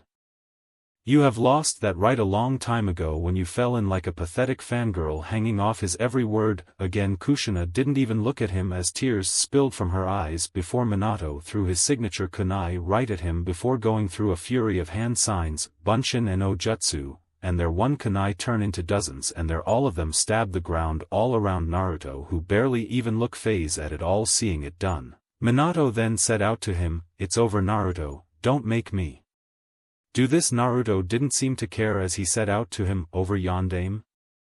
Don't delude yourself. I can prove to you right here and now that your so-called famous technique more than a flawed third-rate wash-up fuinjutsu, that made Minato narrowed his eyes in caution at the taunt, and like his namesake he suddenly reappeared right behind him poised to strike. But all he got was thin felt something hard hitting his gut before being sent flying backwards into the air, where he felt another blinding pain on his back which sent him back to the dirt. He landed face first into the dirt, where moments later Naruto landed right next to him and then gave him a wicked kick which sends him flying back towards now Jiraiya and Kushina as they saw what seemed impossible as Kushina set out, the Hiraition, but, how? Dusting himself, Naruto merely gave them a slight scoff before saying to them, please. That was not the technique that made the fool over there famous. This is but a rank teleportation technique that most competent mystic users could use, albeit only very few could do so efficiently like me. That brought about another wide-eyed look from the two of them as Minato slowly got back up as Jiraiya tries to retort, that's impossible, there is no way such a te only Minato and a select few could do it. All he got was a slight scoff from the Sorcerer Supreme as he answered him, wrong. There are a lot of techniques exists where I am from and they are beyond what everyone here are limited to, because in the end that's all what you all are capable to do. He then raised his hand and then continued on, allow me to show you just how powerful I have become. It was there they heard him chant something, fire that burns the air, air that blows the lightning, lightning that splits the earth, earth that absorbs the water, water that douses the fire. Show my enemies, nature's wrath. From their 5 circles appeared right in front of him, and there the 5 elements spoken burst forth heading right at them with a vengeance. The power was enough ground and headed towards them. They barely just got out of the way before the attack struck the ground where they stood before it exploded with a fury of the go, while Naruto stood there still unfazed by it all before leaning his head to the right to dodge a punch by Jiraiya before leaning back to avoid an uppercut. Jiraiya went into a fury of punches and kicks, but they were all in vain as Naruto weaved through them like it was nothing. He was about to take another step back on something tugging at his feet. He looked down to see a pair of chains wrap around his feet, and without even looking he grabbed onto the attacking fist that Jiraiya sent, and eyes at the chains. Naruto then pulled Jiraiya in for a sucker punch that sent him flying back before a pillar of earth struck the Sannin in the back, which sent him fly, showing a surprising amount of strength. Naruto simply pulled his feet back with the chain still there as he pulled Kushina right into his hands, where he simply gra before slamming her down to the ground hard. His senses blared, and putting an Olympic gymnast to shame he used the hand on her face and sent both his feet rig chest of Minato, who appeared right behind him, and following that in one movement he threw Kushina aside from her position and into a roundhouse kick right at him, which sent him flying in the opposite direction. Landing, he simply held his hand up to grab onto an axe kick before slamming Jiraiya right into the ground. Before pulling him back into a punch right into the face, buried him into the ground. He then quickly disappeared as Minato failed to slap something on his back before the Yondaime Hokage felt something slamming right, which sent him flying backwards. Naruto then felt thin strings of wires wrapped around his arms before hearing Jiraiya called out, Katan, Ryuka no Justu. He didn't even bother to move as the flames followed his will and turn against its wielder. Jiraiya had to release the wires to counterattack his own flames. What he expecting was a sword from out of nowhere and would have stabbed him in the chest if Minato didn't manage to tackle him in time. The sword impaled itself right into the ground behind them. Minato pushed Jiraiya aside as he threw a kunai right past Naruto, who simply let it pass before putting block a roundhouse kick before trying to grab onto it, but he manages to flash to safety. It didn't so much as phases him as Naruto quickly appeared behind Minato. Time to react as he was slammed face first into the ground. Naruto didn't stop there as he kept on slamming Minato's face right into the ground repeatedly before the sorcerer quickly jumped back to avoid a pair of chains. Komi, he didn't even bother to do much as he stood back up and dusted himself off before looking back at Kushina, who had her chains out as she hesitantly drew her SWO into a stance. Even then he couldn't help but mockingly voice out to her, "This is how an Uzumaki supposed to act." Kushina, being no more than a fangirl who swoons over fools just by living. Looking hurt at his words, she still manages to say out, "Naruto, I know you will never forgive us for what we did to you, but please listen to us now, just this once. Protect you please. If you don't want to listen to us or even see our faces, then that's fine with me, but please Sochi, just come back with us so we can protect you fro Akatsuki." Naruto scoffs at her naive ideas as he retorts to her, "And even with the threat of the Akatsuki gone, what about the fools in the village then?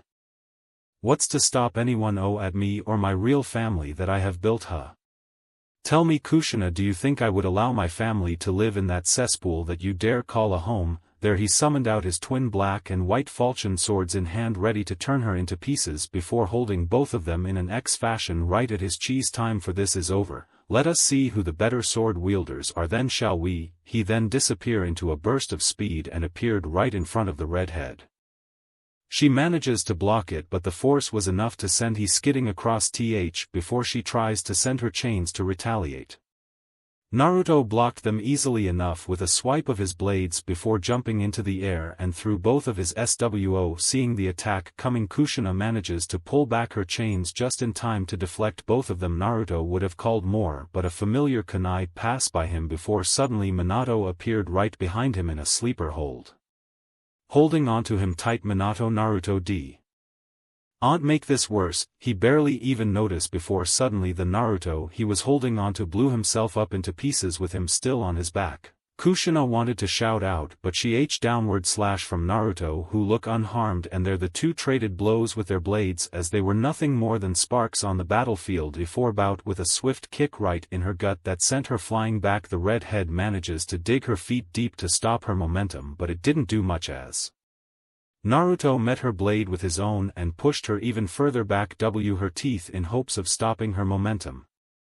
That didn't do much as Naruto fling his blades upwards, which made Kushina lose her sword before she felt herself and got nothing more than a light cut as Naruto gave her twin downward slash. Getting back up, Naruto could see Minato was the one who saved her, and from the looks of it he could see that the yondaime looked slightly worse for wear as his own clothing had burns all over while his face was bleeding a little. He then quickly dispelled his swords before holding his hand out as him and Jiraiya, who was in the air, shouted out at the same time, "RHOAIAS/Senpo, CHO Odama Rasengan." There a giant 7 pink petals of flowers appeared to counter a giant blue ball of sphere that was clashing right at. The two struggle for dominance, but the only blue sphere did was merely crack the first layer while it dissipated before Jiraiya landed on his feet. This time though he seemed different as he looked a little more with his hands and feet looking more web-like flippers, while his face has warts nearly all over, but the most prominent were 2 toads standing on his shoulders. Naruto merely narrowed his eyes at the 2 before he said out to them, well, isn't this something? I would have thought the great gallant Jiraiya implied Earl need his precious sage mode to beat me." That brought a twitch in his eye as the toad sage was about to say something, but the toad on his right shoulder said out to him, "Jiraiya, I take it that's the boy Rai." Sighing, Jiraiya just nodded to him before Naruto interrupted them, "Excuse me. I thought the toad said that they would do nothing more than be summoned for that sorry excuse of a village." The blonde saw the male toad sigh for a bit before saying out to him, "Jiraiya boy here summoned us so we could at least try to talk to you at least, but I can see you mood for it." All he got was a sarcastically raised eyebrow as the Sorcerer Supreme said to them, What gave you that idea? Though with you here I can cross out a few more list that needs an ass kicking. So tell, oh great toad sage, tell me what in the world were you all thinking when you gave this fool without giving him the proper test was worthy enough to listen to something like a creator's damn prophecy that would Can and will shake the foundations of this world. That made the toad grimace slightly as he answered the blonde truthfully. I am not sure, but the elder toad summoned Jiraiya just to tell him the prophecy even when the tests required. I know you probably might not truly believe us, but I would like to apologize Naruto-san, as I along with the rest of the toads didn't know of the sooner. The blonde narrowed his eyes for a bit at the toad before he answered him, whether you are truly sorry or not is irrelevant to me, because in the end I will have my personal justice for those who had wronged me, so tell that fool that I am coming for him and he should start praying, because maybe by the end of it all he will pay promise of a lifetime. That was enough for the male toad to know where this was going as he set out to him. I will be sure to pass on the message. Come on Ma, we have our answer and will be the last time you summon us for this, unless it's for defending Konoha. Goodbye. Just like that the two toads disappear in a puff of smoke, leaving behind a stunned Jiraiya who suddenly turned back to normal while Naruto just looked at him apathetic moment before he set out to him. Well, it seems that those two toads were actually smart for once. Jiraiya didn't even manage a retort as he was sent flying towards Minato and Kushina by an unseen force. Naruto on the other hand just looked bored as he looks B3 and started to say, so is this all what Konoha could give me? A fool who fancies himself as a god among men, a sorry excuse for a man who personifies the ST stereotype and his red-haired loyal puppy. How cute. Not sure if I want to laugh or pity just how did people like you can be called the strongest. That stung the three of them as Jiraiya gets back up and retorts, hey, we work hard to earn those names. Do you even have any idea how hard it was for Minato? Know about sacrifice Naruto? I know you lived a tough life, but that's what sacrifice means. He didn't get really far when a massive amount of killing intent force all of them to their knees, and from there all life seems to fled as the birds and all wildlife ran. A source of it all, a small pillar of earth slowly pushed under the toad sage's chin up so that he could now see the smoldering look on the Sorcerer Supreme's face. Befo, very chilling tone coming from him. Sacrifice, sacrifice, sacrifice. You dare hide behind that farce of delusion you mask yourself with. You claim to know about sacrifice, then what about you? You indulge yourself with booze and loose women while claiming to be a sage, whereas I had just to breathe. I should know about sacrifice better than just anyone since I am the creator. Damn sacrifice. So where were you, Clea? Jiraiya, where were you while these two fools were too lost in their grandeur for greatness? He then saw the blonde sorcerer holding out his hand and there a Rasengan, but that wasn't the end as Naruto slowly held up the Rasengan, and from there both awe and shock as the winds gathered around the Rasengan, where it slowly grew in size as it turned into a four-pointed shuriken.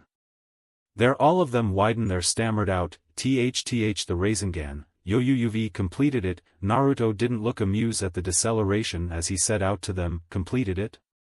No yandame. I did not merely complete it. From there the shuriken blades exploded into flames that expanded from the blades, so to speak. The combining elements roared in fury as Naruto declared to them surpassed it. The power was close to unimaginable as the three look on at the Rasengan expanded in size as it went from a whitish-blue color into a near red-hot inferno. Now in awe at how powerful it was as Jiraiya looks on and stammers out, but it's impossible. No Toad, this is the difference between me and you. Allow me to show you just how far I have surpassed all of you. Stomping his foot to the ground, the blonde sorcerer created a giant seal beneath him that was big enough to cover the entire area they were in. What was shocking was that it was a very familiar seal, or more specifically a seal that gave Minato the very nickname he held to this very day. They snapped out of their stupor when Naruto suddenly threw it. Eyes went wide as the attack went right at them before Minato reacted by grabbing onto Kushina before quickly flashing away to safety. They appeared behind Naruto, where seconds later the completed Rasengan completely decimated the R behind them. The fire as the area they were in moments ago were destroyed by the sheer tenacity of it all. The three of them couldn't help but shiver lightly as the giant fireball before them still rages on for a few moments while standing before them just stare at it all like nothing. He then slowly turns back to them with a face nearly void of any emotion as he set out to them with his arms wide out. As you can see here and now, the difference between me and you. Before they could even blink he was right in front of them and punt kicked Kushina right in the gut. sending her flying backwards as he backhanded Minato while spin into a heel roundhouse that nearly took Jiraiya's head off before the Toad Sage was flung into the air as Naruto continued on. You grew content, a heel found its way right into his gut and sends the Toad Sage shooting right into the ground, cratering it before Naruto reappear right in front of Minato and gave punch right into his face. Stagnant, a foot found its way to his face as the Sorcerer Supreme buried the Yondaime Hokage face first right into the ground before flashing right in front of Kushina. In a arrow she manages to block it, but the force was enough to send her flying. Complacent, she flew for a bit before Naruto reappear right in front of her before grabbing her head and spinning in a circle. In one movement he threw her right into the ground. Her skid right at the ground. Jiraiya slowly got up, but that meant nothing as Naruto appeared right next to him and kicks him right into Minato, who somehow got back up where the two smack other. He reappear right behind them as Naruto gave Minato a heel roundhouse kick right at the head before turning into an axe kick that slammed Jiraiya face first right ground. The sorcerer then felt a pair of golden chains wrapped around his body, making him look behind to see a slightly panting Kushina before he then said to he, as for me. He then disappeared in a flash of red before reappearing right behind her. The red head could barely react as Naruto flung her into the air using his magic eye blade. She was floating in the air for a few moments before something sends her flying right into the ground and cratering it before she was dragged right into a knee to the G.I. Sweat. She was sent flying back again, but this time Naruto summoned out his own chains and wrapped itself around the neck and like life was breath into it. The chain slammed ground. I crawled my way to be where I am today. The chains flung her back into the sky before a hail of arrows appeared all around her. All of them shot forth like bullets and would have skewered her if she wasn't timely flash of yellow that saved her. He didn't even bother to look surprised as Naruto saw Minato reappearing right in front of him with his kunai drawn. The Sorcerer Supreme looks at him for a moment. Look at you, you became weak, pathetic, and useless. Look around, I have surpassed all of you in practically everything. I have surpassed you all. The so-called seal have not only perfected your signature move, but I have evolved it further than what you could possibly comprehend, and I have already shown that I could handle Fu yourself. So I am gonna tell you this one more time, Minato Namikaze, be gone and never show yourself before me ever again or else. Minato, despite the protest in his now aching body, did not falter nor heed what the blonde sorcerer said. To him he was all about the bigger picture, and while it had in the process he knew he had to do this. Not the survival of Konoha but the entire elemental nations. Was it cruel of him thinking like this for what he did before? Yes. Is he ridden by the guilt for even thinking like this? Yes. Again, would he do it again if given a chance these years ago? Now that was the million Rio question, but that was for later as Minato stood firm and ready for anything Naruto could possibly throw at him. He might lose. Seeing this, Naruto merely narrowed his eyes and said nothing as he materialized a bow from thin air. Next was a sword unlike anything he had seen before, but that end as the sword he held started to turn, it slowly shaped itself to look more like an arrow with a few small edges coiling around the thin core. Spiraling around it and curving outward, Minato quickly attacked him, but it was for naught as Naruto used his version of his signature move and appeared behind him with his bow drawn and arrow-notched. Sorcerer whispered out, "Go into the Red Plains." The arrow, somehow empowered by the very words, let Minato how it felt as it unleashed a small amount of its power, and the blonde Hokage couldn't help but feel he quickly flashed to Naruto's left side and rushed right at him. That didn't help as Naruto's reflex made him turn right at him with the bow still drawn before ushering grunting, and like dogs being let loose from its cage.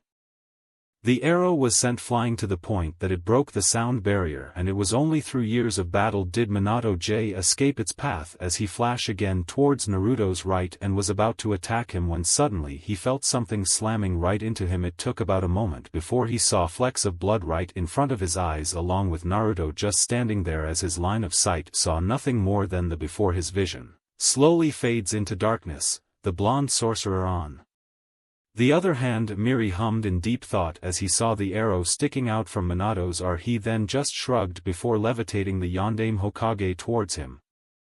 He could see the blonde losing a lot of blood, but he could care less as he then held out H's chest and their Minato's body convulsed and shook in pain as something was being taken out of his body. It would be a daunting process to most, but Naruto did not have a name such as the Sorcerer Supreme if he couldn't do something such as this.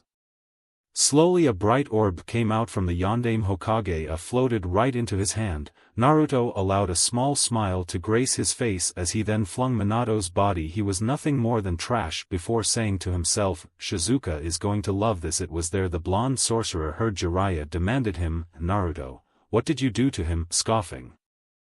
The blonde showed the orb in his face as he said out to him, what I did was merely taking what he had stole from my wife Toad. The implication was enough to let Jiraiya know what had happened as he said out to him, have you gone mad Naruto, how could you do this to your own? He didn't even care as he said out to him, there is only father that I have Toad, and believe me it will be a cold day in hell before I will say that it was the fool you CA student.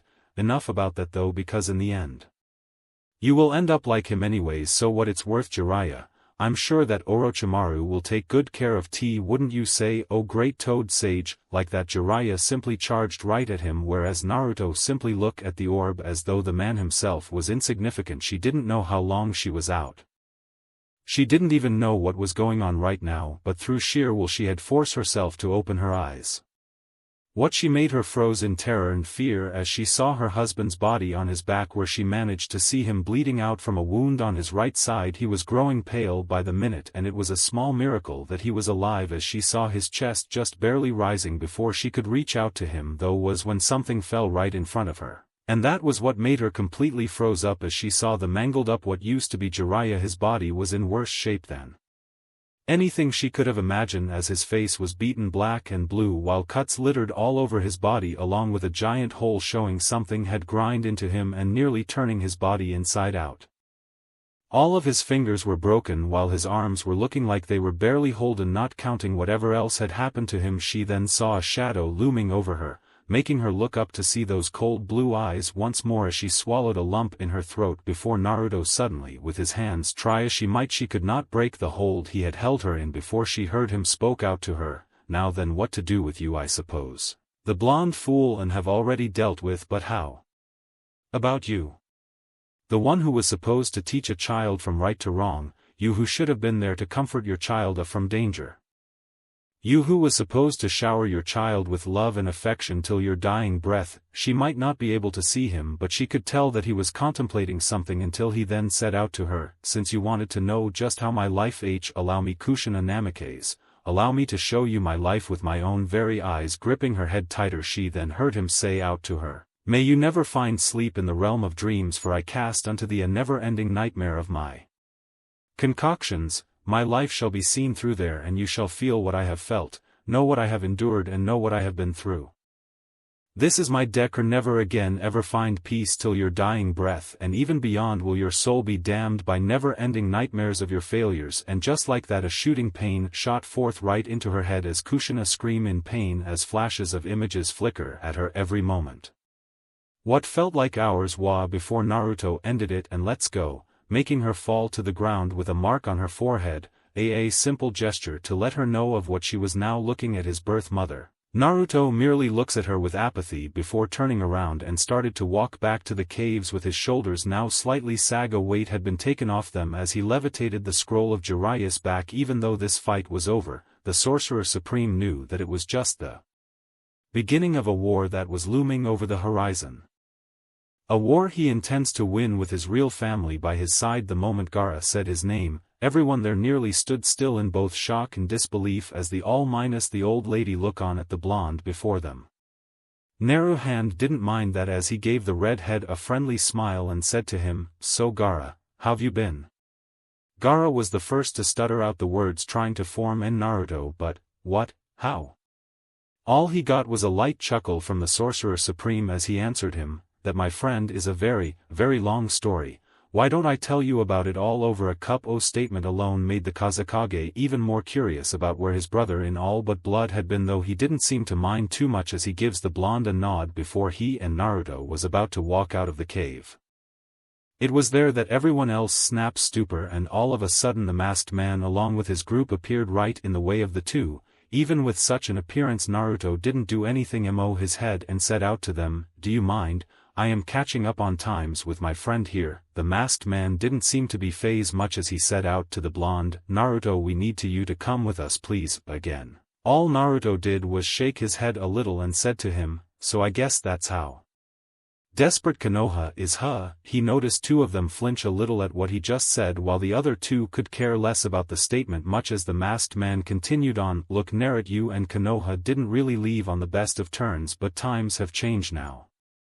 Hokage-sama manages to recall the banishment order and you can come back. There's some people back there that really want to meet you." All he got was a slight scoff as Naruto said to him, "The Hokage, huh? Don't you mean the daimyo was the one who recalled my banishment order before he decided to everyone from the council including your so-called Hokage?" Once more the masked man flinched at the tone the blonde was using before said blonde put both hands behind his back and started to slowly walk towards them and see, "Did you really think I don't know what is going on?" Kakashi Hatake again. The masked man now named Kakashi couldn't help but grimace as he heard the blonde keep on saying, "Konoha has fallen throughout the years, every alliance but burn, bridges broken and destroyed due to their arrogance and pride.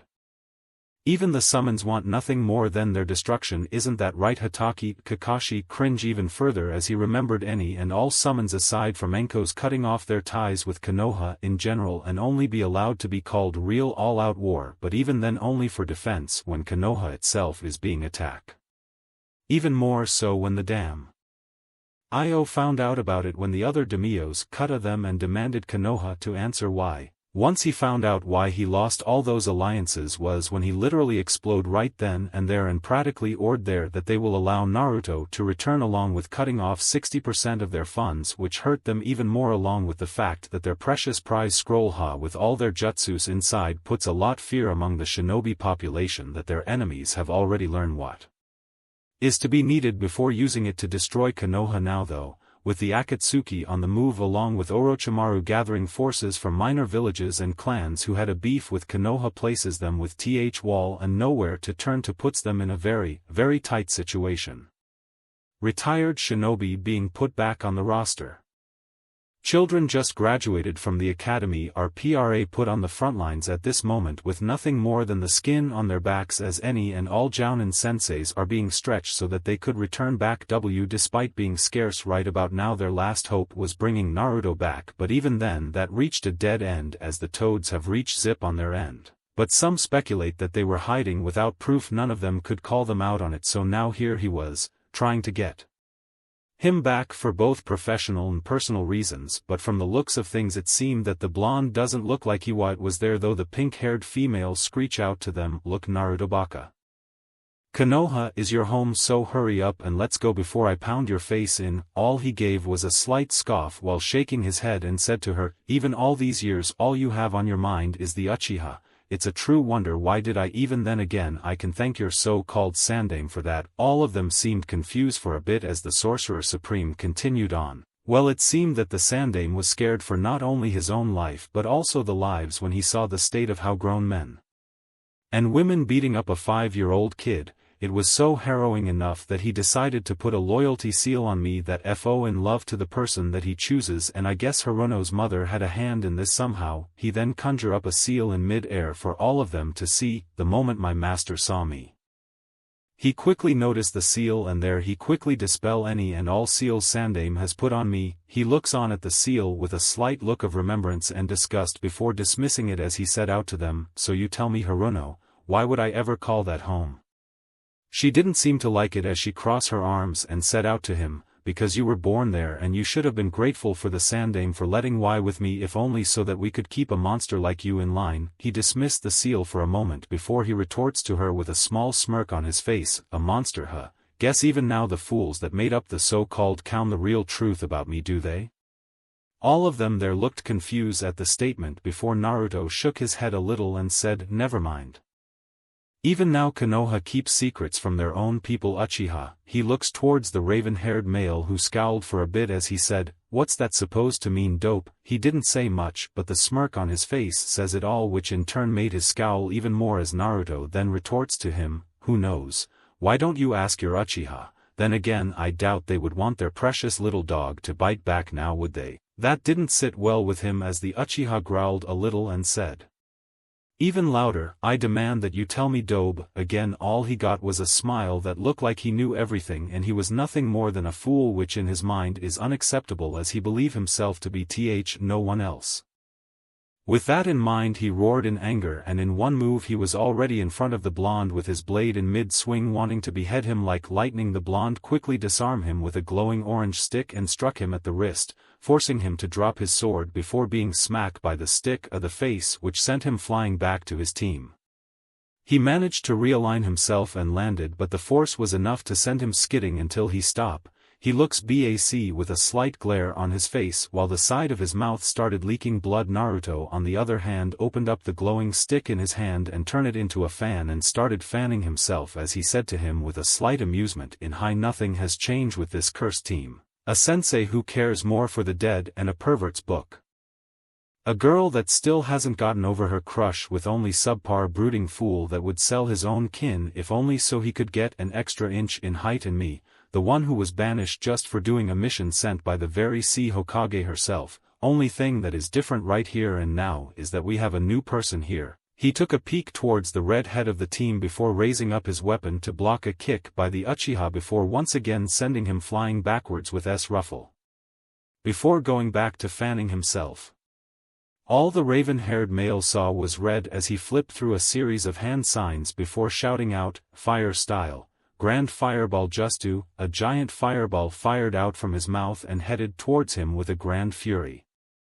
Naruto didn't even look so much as phased at the oncoming fireball before with his fan, and then, outside the cave, boom, the attack that Naruto retaliated with sent the entire team flying outside the cave, though all of them managed to land on their feet on the lake.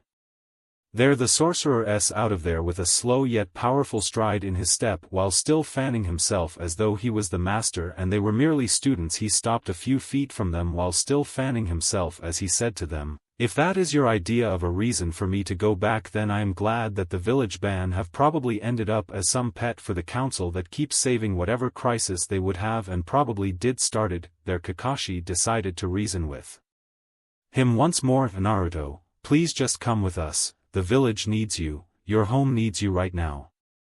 You would let Inuk just for a misunderstanding? It was that statement alone that made Naruto slap the fan shut loud enough for everyone there to hear, which made them startled for a bit. Naruto gripped the top part such intensively that if it were metal then people would hear it being crushed or rip into pieces. The blonde then looked at them with a fury of emotions in his cold blue him, home Hataki. That tone made the silver-haired man shiver in slight fear as Naruto continued on, misunderstanding. The lake around them rippled. That started who simply asked, tell me Hataki, what is a home? The silver-haired man gulped a little as he hesitantly said, wh what?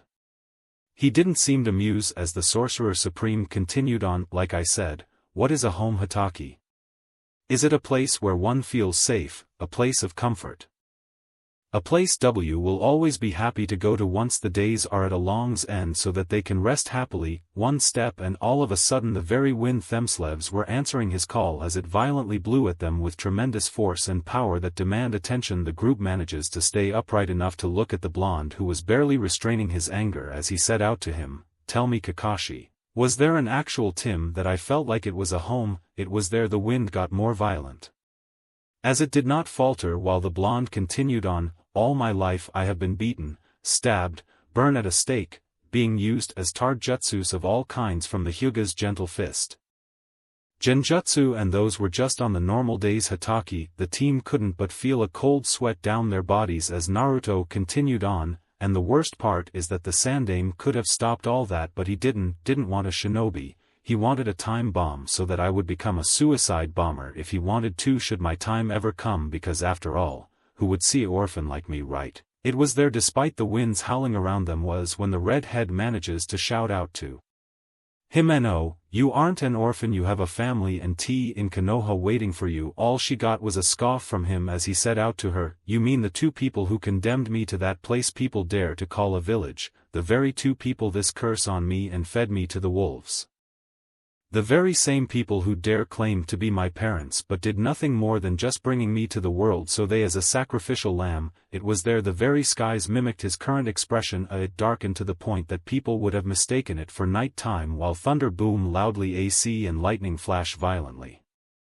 The grip in his hands could have broken adamantine itself as his sapphire blue eyes showed no warmth in them as he looked on at the red head and said to her, "Tell em." There she flinch and look both scared and surprised which Kakashi mimicked while Naruto continued on, "What have our dear sweet parents been doing with you while turn into nothing more than the villagers' punching bag?" The lightning roared like a vengeful deity that demanded blood and from there the water in the lake surrounding them slowly rise into pillars who then formed the dragons surrounding the group with eyes filled with anger and vengeance that mimicked their creator, just waiting to tear their fangs into the flesh of his enemies. He waited for a bit for an answer but the moment he saw the red head looking down in shame was all he needed to know as he closed his eyes and said, "No answers there. I am going to give you all one chance.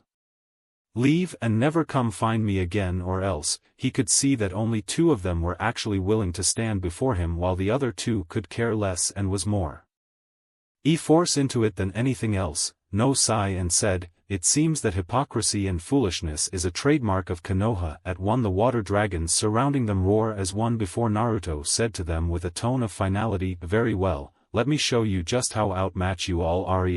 Konoha, Konohagakure no Sato, a village made by the vision of a man and his close friends and families, a place where one would be taught the will of fire, a place homed most powerful shinobi to ever lived but right now it was nothing more than a shadow and shell of its former glory. The once bustling marketplace has been reduced to a near ghost town as trade for goods have been scarce as they were unable to make enough profit for demand looking worse for wear as they have been run ragged because they have to complete any and all missions which were just as scarce and even then the reward is them to survive from. Even the council from both the civilian and shinobi side weren't unscathed as those who once lived lavishly had to now suddenly scrape just tea and not indulge themselves with their vice. It was here in the Hokage Tower where one blonde-haired man slaved away at the ever-growing paperwork that showed no end in sight. He was a near carbon copy would have grown up here, with his bright blonde spiky hair with jaw-length bangs framing his face, blue eyes that could be comparable to the blue sky itself though nothing but shame these past few years he wore a standard Konoha uniform with two bands on both of his sleeves, a green flak jacket, blue forehead protector, and blue sandals. He also wore a short-sleeve haori over his normal attire, closed in the front by a thin, orange rope. The haori was decorated by red flame-like motifs on the edges, with the kanji 4, Hokage written vertically down the back. The blonde sigh once more as he looked out to see the depressing sight of what was once a beautiful village. He knew the reason for this and for that he couldn't help disgrace for the very place he swore to protect as a leader and he along with its inhabitants were now paying the full price for it right now. He looked on for a bit before closing his eyes as he kept on praying that he could turn back to that critical moment in time where he made the greatest mistake of his condemned the one person out of everyone else here to a life none should ever live. He cursed himself for his thinking back then and if he could he would have punked such a thing but that was tampered out when he remembered why he made such a decision. What he wanted though was to curse the Sandame for planning such a stuff to his own and pray that he stays in the Shinigami's gut for all eternity for he would towards him should they ever meet in the afterlife. He stopped his thoughts as he heard the doors opened up, making him turn and see an older version of the red head that followed Kakashi in his team for the Misio Kazekage a few days ago. He gave her a sad yet warm smile to her though the person that came after her made him want to tear him piece by piece though he held the person that followed after her was a rather tall man in adulthood with fair skin. He had a wart on the left side of his nose and waist-length, spiky white hair the back into a ponytail, with two shoulder-length bangs framing his face. There were red lines under his eyes which extended further down his face. His usual attire green short shirt kimono and matching pants, under which he wore mesh armor that is visible at his wrists and ankles. He also wore hand guards, a black belt, Japanese wooden sandals, and a red haori with two yellow circles on each side. He often carried a large scroll on his back, and had a tattoo on his left palm, and he forehead protector with the kanji 4, Abura though the look on his face was a little worse for wear as the years have not been kind to the man. He was enough to exchange his pleasantries though as the white out to him, "Hey there Minato. How's it going?" The blonde now named Minato just sighed and said to him evenly, "As fine as we could be Jiraiya, though right now I hope that Kakashi could save the Kazekage because dire need of any and all alliances." Jiraiya could hear the tiredness in the tone of his voice and he knew just how bad it would be right now. Even more so when his contacts told him about the ever-gr that his old teammate turned traitor had gathered. It was there the red-haired woman walked towards him and gently put a comforting hand on his shoulder and said, "Don't worry Minato-kun. We'll be all right, and after find him and bring him back home so we could make up for what we put him through." He gave out a small sigh of relief before patting the hand on his shoulder with his own until all of a sudden he felt a disturbance and quickly stood up from his seat. Two in the room until he said, "Something's happened with Kakashi's team." That was enough for them to widen their eyes in shock and slight fear as Minato quickly grabbed onto the redhead and Jiraiya before disappearing into a bright yellow cave entrance. The group of three have managed to get towards the place in no time flat in a bright yellow flash, and what greeted them was a sight that they could never forget. Younger redhead right on their right, and they could see that she was breathing hard as blood flowed from its left side of her head, and her right arm over her stoma was riddled with cuts and bruises. Floating on her back was the Haruno female, whose both arms have been bent at an awkward angle that no arm should be in, while lumps formed all over her face and burns that showed on her skin. The raven-haired Uchiha had been pinned to the tree by his shoulder. That came from glowing blue swords, as his entire body had been littered with wounds of all kin, bruises to burns from what looked like lightning, while his limbs looked like someone broken them 6 different ways each. Though what was shocking was when they saw Kakashi being held in the air by a hand on the left side on his face, while his body looked just as bad as the raven hair, blood leaking from everywhere on his body along with burns and a hole on his right shoulder. It was not the state that he was in was shocking to them, but the him as they saw a blonde with blue eyes that were in some ways similar with Minato, aside from the fact that his hair was tied into a small thin ponytail with one band right side of his face. The look on his face was blank, but his eyes held restrained rage as his thumb inched his way towards Kakashi's left eye. They could then hear him actually beg, but what he said shocked them, especially 2 of them, as he said out the very name that they thought would never be heard. "Ple please nr Naruto. It's all I haha have lo left. Please do don't." The blonde sorcerer looked at him blankly for a moment as he said to him in a dark tone, "Is that so Hataki?" He didn't even so much as give him any more than that as the Sorcerer Supreme used his thumb and pierced the eye. It made Kakashi scream out in pain as the blonde thumb in his left eye for a few more moments, which made the man scream in pain until his body went limp. He held it there for another few more seconds before Tia sighed like he was a rag doll. It was there he noticed the appearance of another group as he took out a handkerchief and wiped the thumb he used before. He said to the "Was right in her having your kunai so she could call you with." He then made the handkerchief disappear before holding out his arms and said to them, "So isn't this quite the reunion, isn't it Yondaime Hokage, or should I call you Namikaze?" Hesitantly, the blonde said to him, "Naruto, is that you?" He seemed to give them a warm yet mocking smile as he answered him, "Of course, after all I am the lamb you use as a sacrifice before you left and tossed me to the wolf." That made everyone there flinch for a bit as the older redhead said to him, "Look Naruto, I know that you have a..." That was as far as she got to before the blonde held out a hand to shut her up and then said to her, "You know nothing. Truthfully, at one point in time I hate Everett and the man over there, but then I realized something. It was there." They looked slightly hopeful until he dropped the giant bomb on them. "You can't hate someone you have never met or even known before, no matter what to you." That was enough for the redhead to flinch as tears were starting to form in her eyes. Jiraiya was the one who stepped up this time to try and placate the situation. List have a good reason for that, and believe me, it was for the better. That was also just as far as he got to before he had to quickly jump away to avoid a pillar of earth that shot forth from the ground from where he stood moments. Everyone there tense up as they look back towards the blonde, who coldly looked at them and said, "Do not try to defend their actions and say it was for the greater good. Yourself had been part of the reason for their actions, and believe me, karma can be a real pain when it comes back full circle." The redhead tried to reason with him as she said to him, "Naruto please, we didn't mean to do it, we're sorry, so please come back." She didn't manage to placate him as he was already in front of her before a hand clamped right at her throat and she was then being lifted up into the air by him. For a bit as air was slowly being cut off by the blonde. He manages to look him in the eye, but all she saw was fury and rage in them, and there she realized that he was her really bad as he said out loud for them to hear, "You think a simple apology could rewrite all the wrongs you and him gave me? Then you are sorely mistaken. I hate you, but I will take my 10 pound of flesh, and believe me, I will make sure to savor every moment of your screams of pain, so get ready Kushina Uzumaki. I am you just a fraction of what I have to live through Databayo days."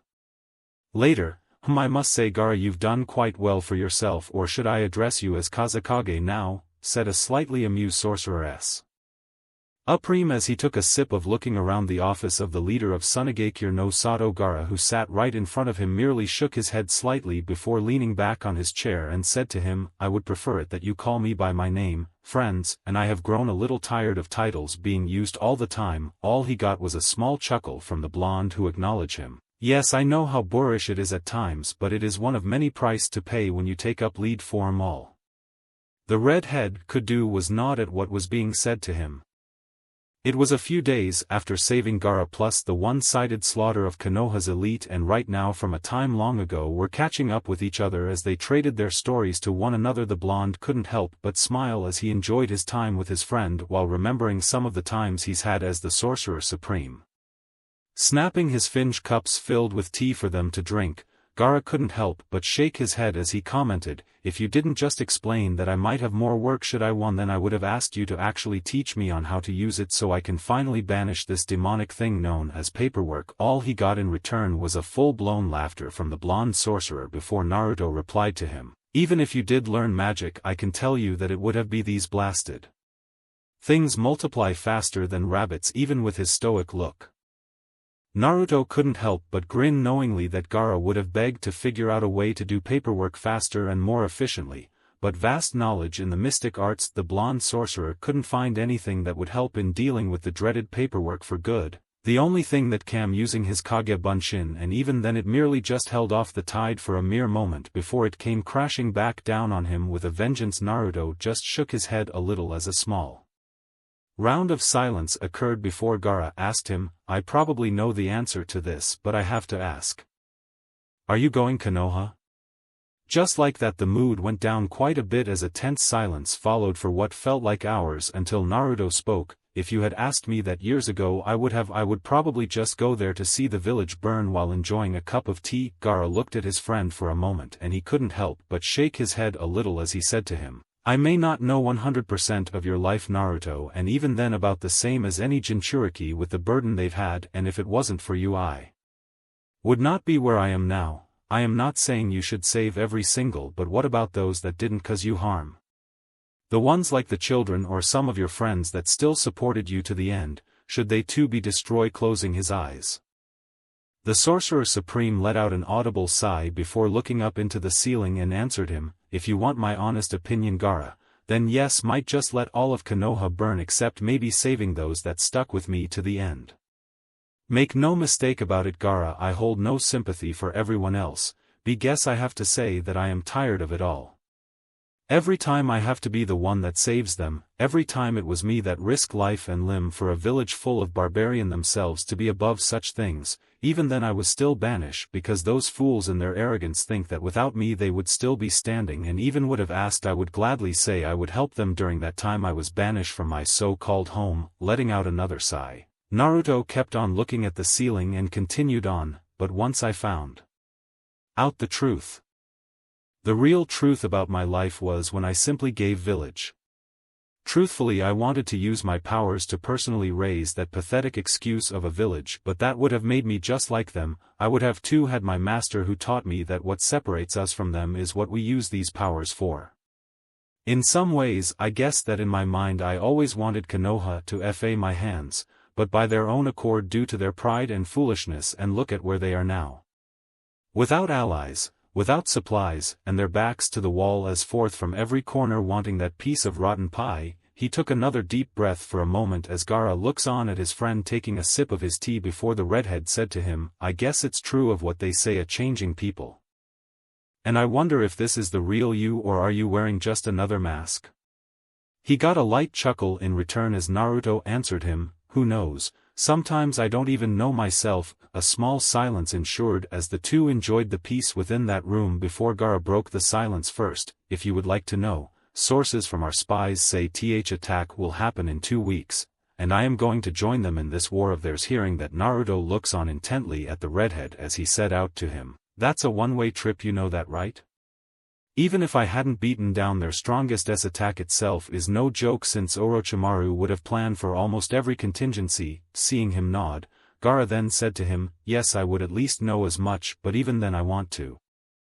Not because of some I am compelled to by remains of a pique regard to both our village's alliance, but because of both vengeance and pride."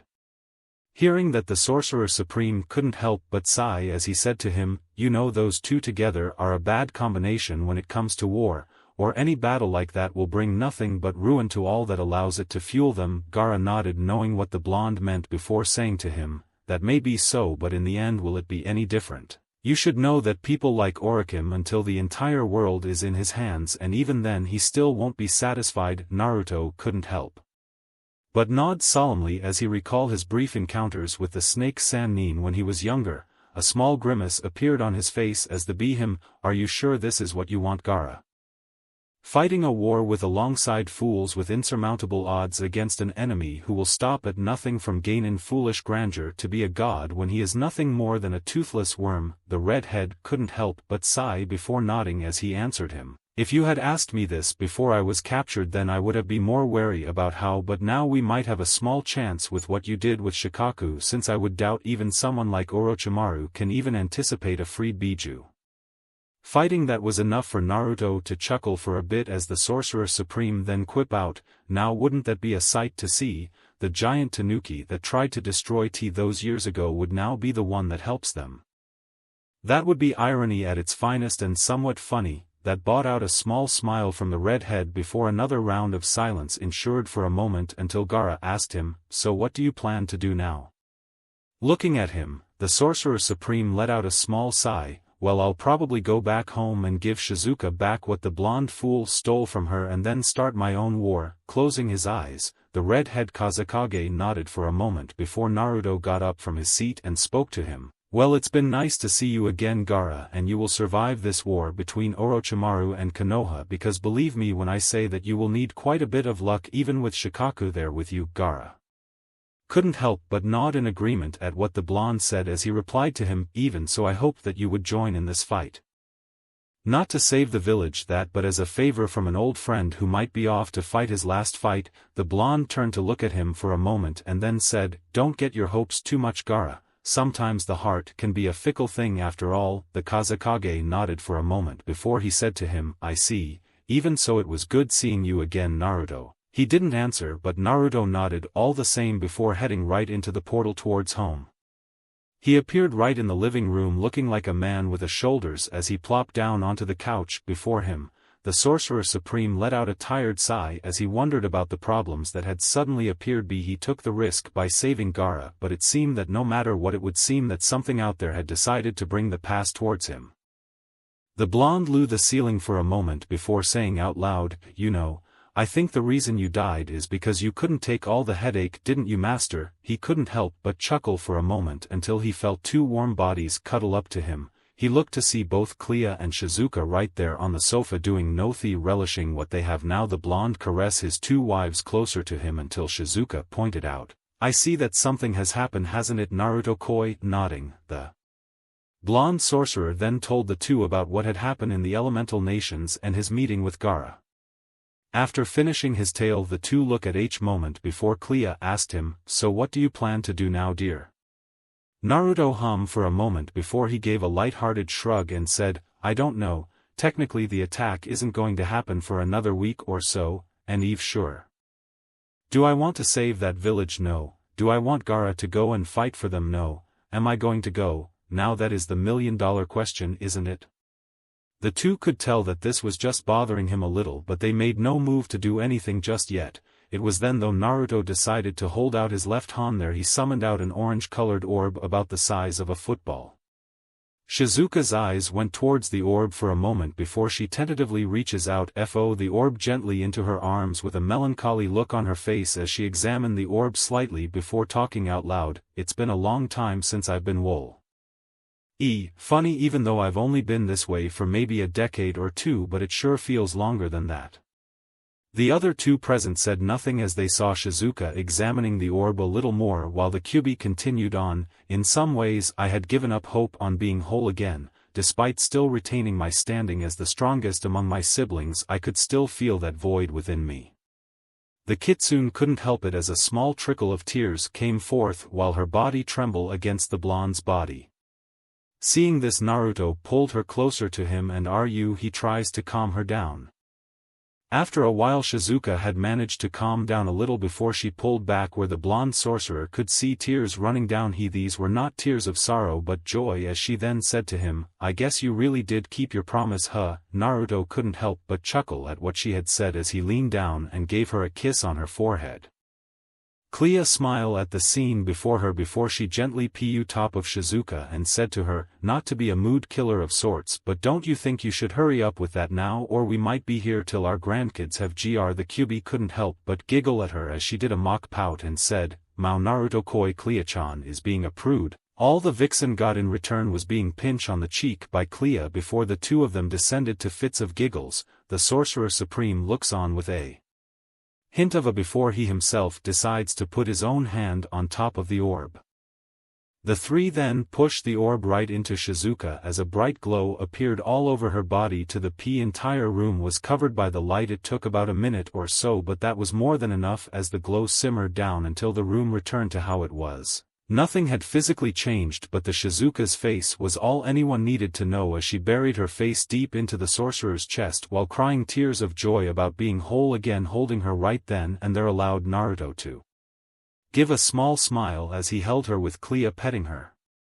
This was the scene that Amora nearly walked in on as she lay with her head looking up into the ceiling while thoughts plague in her head. Next day, if anyone would think that being the Sorcerer Supreme would be nothing but fighting demons, saving damsels in distress or learning cool new things that go boom, wouldn't be wrong, but in most cases it would be like that old saying, the pen is mightier than the sword. That is where Naruto is right now, signing stacks upon stacks of paperwork while laminating one again. Why did he took this job? Yeah, thanks a lot, master.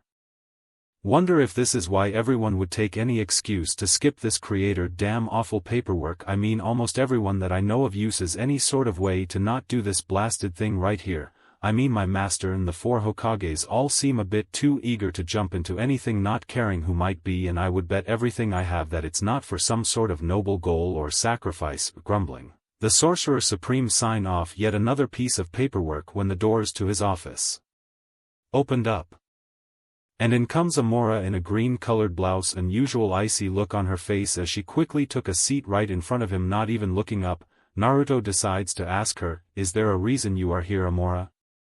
The enchantress merely raised an eyebrow before she shrugged and said to him, "I was bored since there is barely anything to do here at the moment, so I thought abo." The current Sorcerer Supreme truly works. All she got was a small chuckle from the blonde as he said to her, "Well, as you can see, it's not always fun and games, and usually it's boring as hell when dealing with this.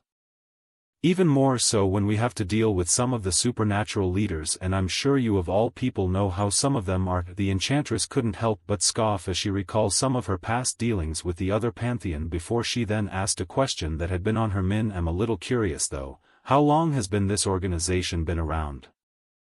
"The most I'm familiar with are those situated in London and a few run-ins with the VA, while others were merely rouge magicians and a few no-named branches from other sources." The blonde didn't even hesitate to answer as he continued on working. "Not surprising, the organization has only been around for about 2 decades give or take. It started by my predecessor for years and it only took off around that time.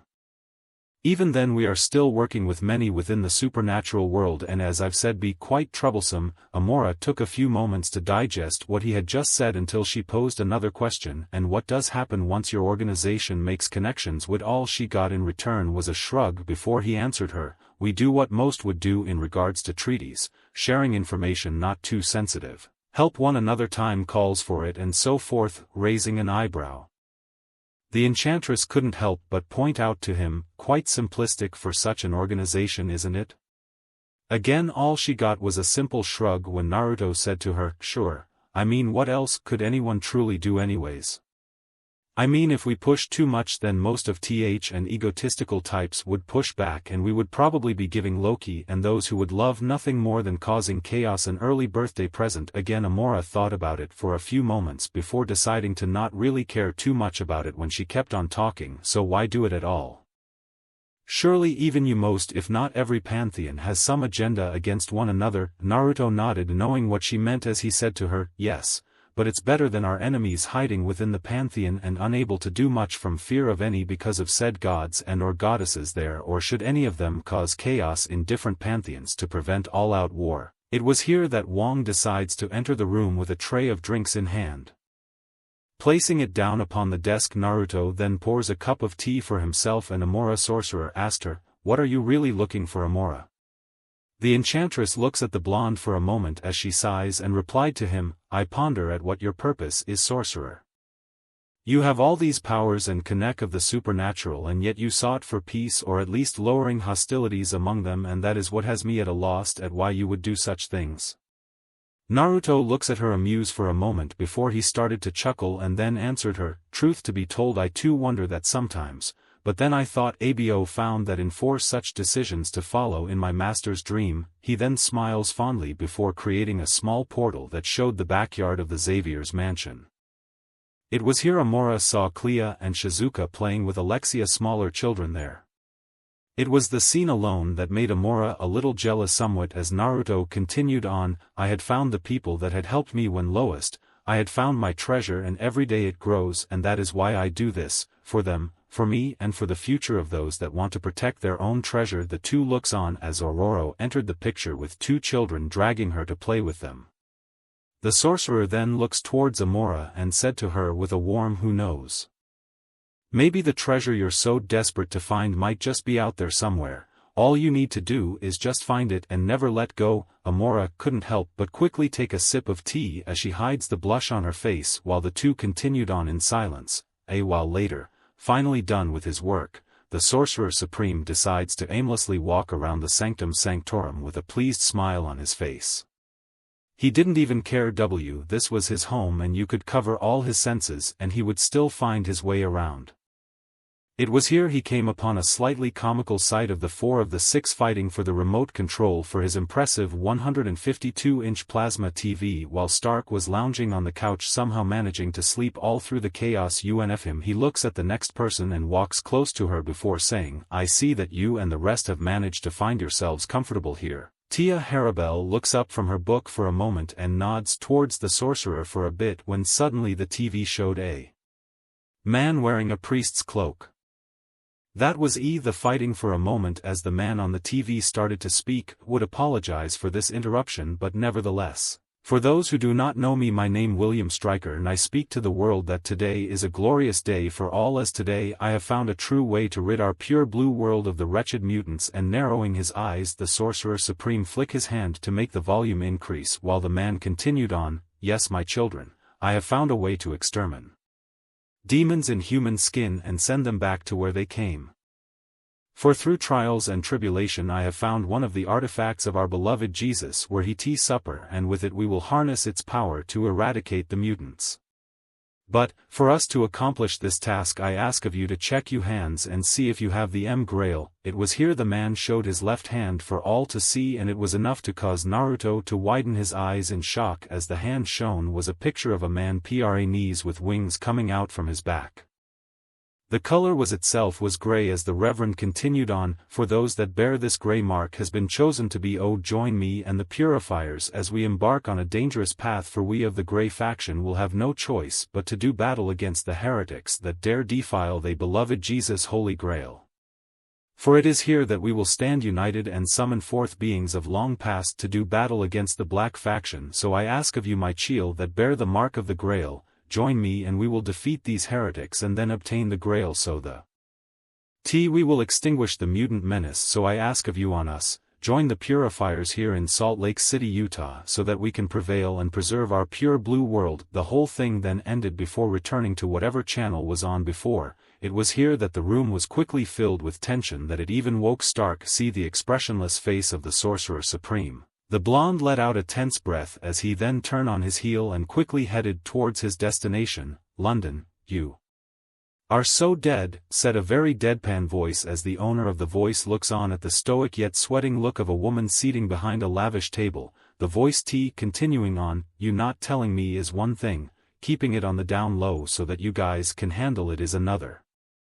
But now is a damn problem, and the fact is the making a joke here means a lot, especially for the fact that the psycho racists has something of mine, of which I was told to surrender by the previous sorcerer because you nitwits kept on begging about how it was an artifact of historical value and that I was unsuited to keep it safe, even it was true in some way, so how a headstone to be inscribed director, because I can guarantee that that's where you're going by the time Strange is done with you." The owner of the voice showed himself to be a man of his late 60s with a full head of grey hair along with a beard.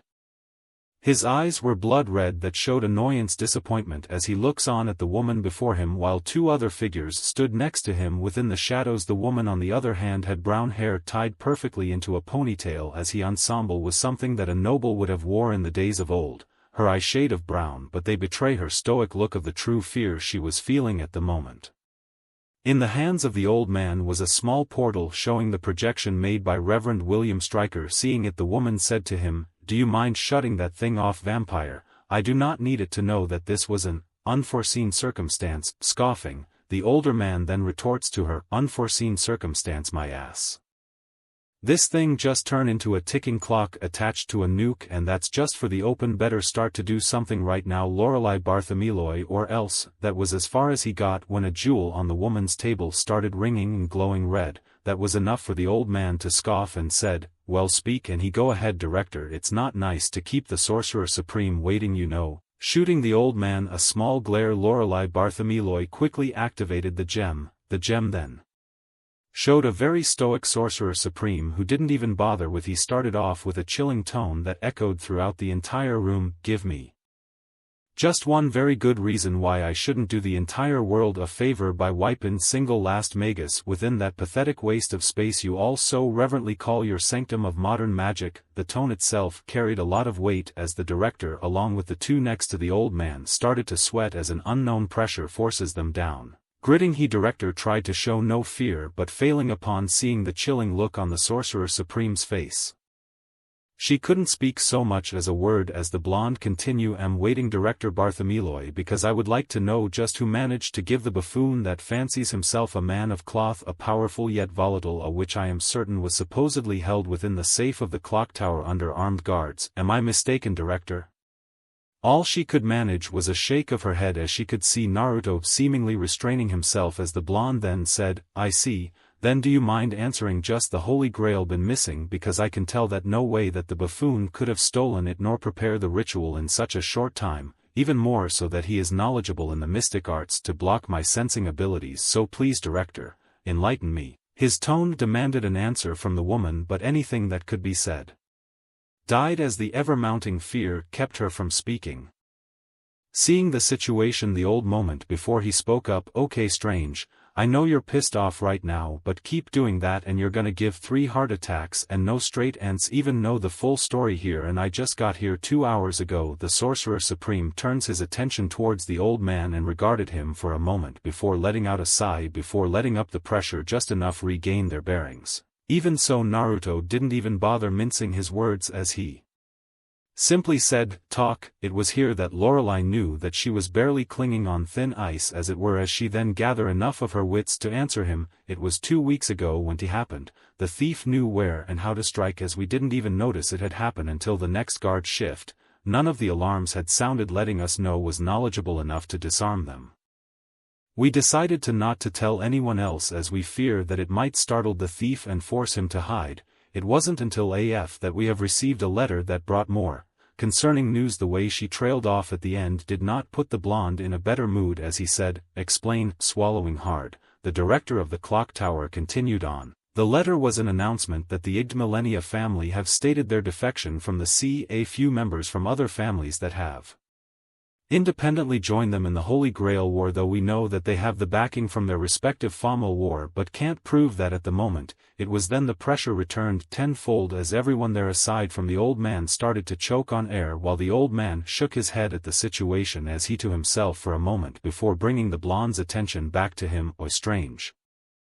Let her finish talking, then you can kill her, all right." The pressure did not lessen at the moment, which made the old man sigh once again. "Look, Strange, come on, man. Wouldn't you rather save your strength against then deal with this?" That manages to work as the pressure lightened just enough, but the lingering feeling was still there. Noticing this, the director quickly finished her report. "We've managed names of those planning to join the war, and also we found out the person that stole the Grail."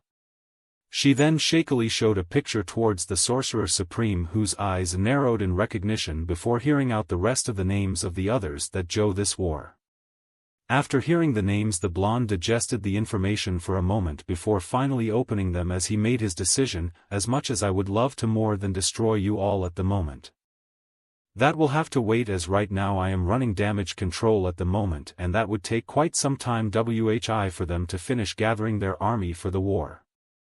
Wizard Marshal Zeltrecht, I want you to come here and analyze the situation right now while I go to an ally of the situation before they all go trigger happy." He then glares back towards the director and said to her, "This is not over, Director Bartholomew, because we will be having words in your incompetence alongside though with your decision, but right now I will deal with this matter, so I suggest you take this time to get your defense ready, because the fate of the clock tower now rests." Like that he ended the feed and the entire room fell into silence as the old man, now named Zeltrecht, couldn't help but quip out, "Well, isn't this something?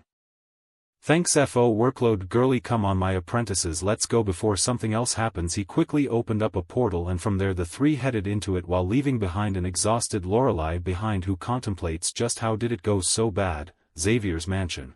It didn't take long for Naruto to know that chaos was happening within the mansion as he appeared right in front of their doorstep. Considering the fact that the Rev, a long-time foe of theirs, hearing such a deceleration is not something they should take lightly. He knocks on the door and it didn't take long as Aurora opened the door. It was she then ushered the Sorcerer Supreme inside and took him towards Xavier's office. "I take it that it isn't going well in there?" asked the blonde sorcerer, which was answered with a shake of her head as Aurora answered him, "No, it's not. Logan wants to the fight to them," while Scott and Xavier tries to calm him down as they don't want a war on their hands. Shaking his head, Naruto then said to her, "Doesn't matter if you guys join in or not, it's going to be a bloodbath either way. The most we can do right now is limit but we got to make it quickly as possible." She nodded, knowing time was of the essence as the two reached Xavier's office. The moment they opened up was in the middle of a heated discussion as the Wolverine Chuck, "We need to get over there and stop whatever it is Stryker is doing.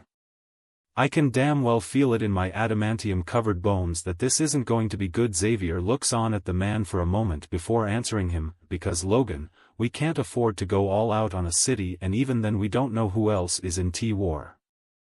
Right now every eyes are now going to be on us after that deceleration, and what we do might affect us as a whole badly." The Wolverine growled at the professor until Naruto decides to speak up. "I wouldn't worry too much about it. I've got a few names here that you guys should watch." Colleague comes back from scouting. All eyes turn to him as the first to greet him was the professor. "A strange. Sorry about that, we've been having quite the discussion about recent events." The blonde sorcerer nodded as he said, "If it is about the buffoon, then you're somewhat in luck. I know what he has and who else that had a hand in this matter." Some of the other people there blink at the implication as Hank then asked, "You know what's going on here, Strange?"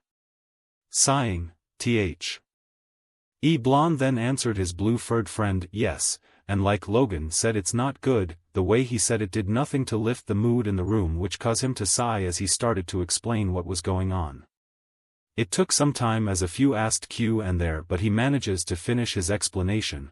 Once he was done, he could see the faces of everyone there, and they were not good as Bobby Drake aka Isima, so to speak. "So you're saying that a group of Rouge mages got their hands on a fake Holy Grail that grants one wish of any kind, but the only way to do it is by some like Hercules or King Arthur, whether they are real or not, and fight in an all-out battle royal.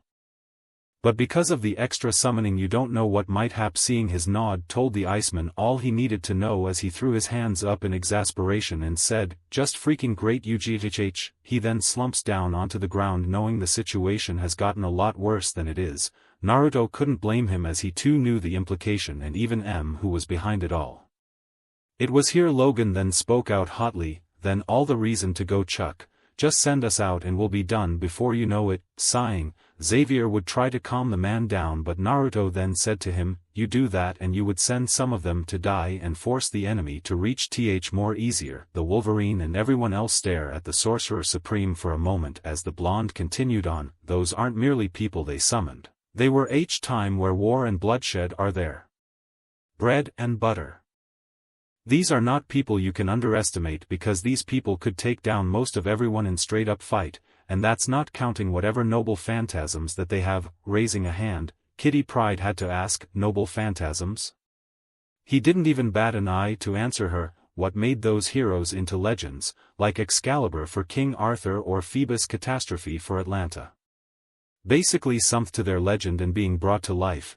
Most are usually actives types so they have to use it sparingly so that whoever they're fighting won't figure out their ident passive, meaning that they don't need to invoke them like Gi Dirge and Gi Bid for Diarmuid Ua Duibni or maybe some variation of the 12 labors of Herak. She lowered her hand and simply said, ah.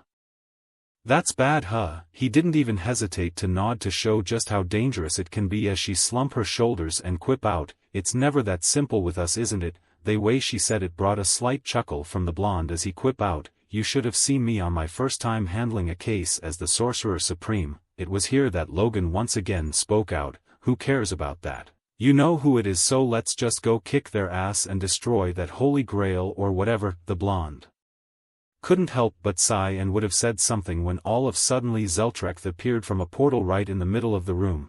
That was everyone there minus Naruto to tense up for a fight. The blonde sorcerer pinched the bridge of his nose in slight irritation as he called out to everyone there, it's all right with me. Zeltrek gave them all a grin for a moment before turning towards the blonde and said to him, well, sad to say that this has got a whole lot more complicated. Confused, Naruto asked with a hint of defeat, I learned a long time ago to never tempt fate, so just lay it on me, old man. Zeltrek took a deep breath knowing that this was not what he wanted to hear. Okay, semi-good news is that I've located the Grail. Bad news is that the Magi there summon their servants while the fake priests are still short about 3. He could tell the room fill with tension as he then continued on. Okay, now here comes the really bad news.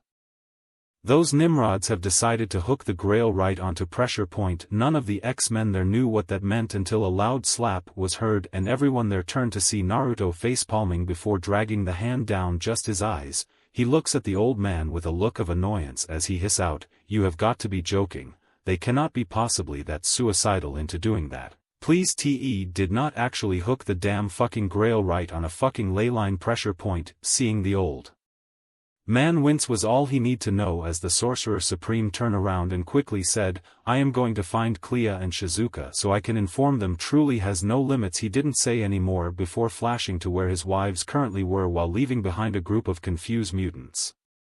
Kitty then asked out loud, what's a leyline point?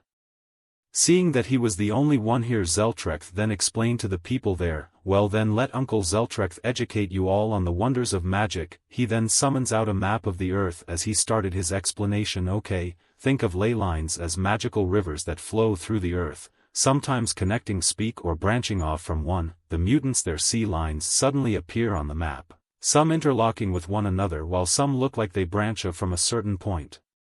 Zeltrek now a pressure point is like a man-made dam, so to speak. It only occurs when something of supernatural origin had somehow affected the local ley lines that it BLO, causing it to pile up. It's harmless for the most part unless someone tries something with it, but believe me, until today no one has been that stupid to do so. Why is that? Asked Bobby, to which the wizard Marshall then grandiosity reply, well, my ice cube making friend, that is simple. Because a leyline pressure point is equivalent to an Earth's active volcano. That was when he really dropped the bomb as the X-Men could only look on in shock as Hank spoke first. My stars, are you saying that we might have an actual Supern right in the middle of the city? Zeltrek didn't even miss a beat with a reply, bingo.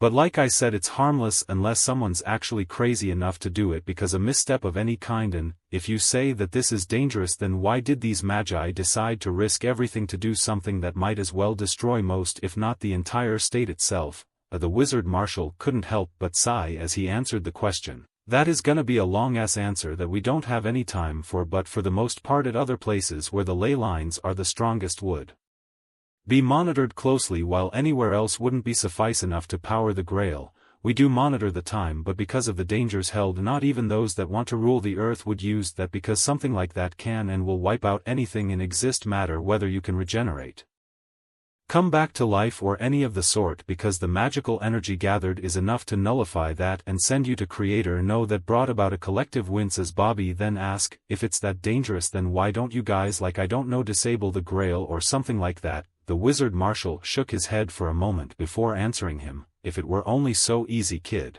These pressure points have been around for a long time and Ev wanted to dismantle it. We've need time and space for a shit load of concentration, because like I said, one mistake and the world goes poof.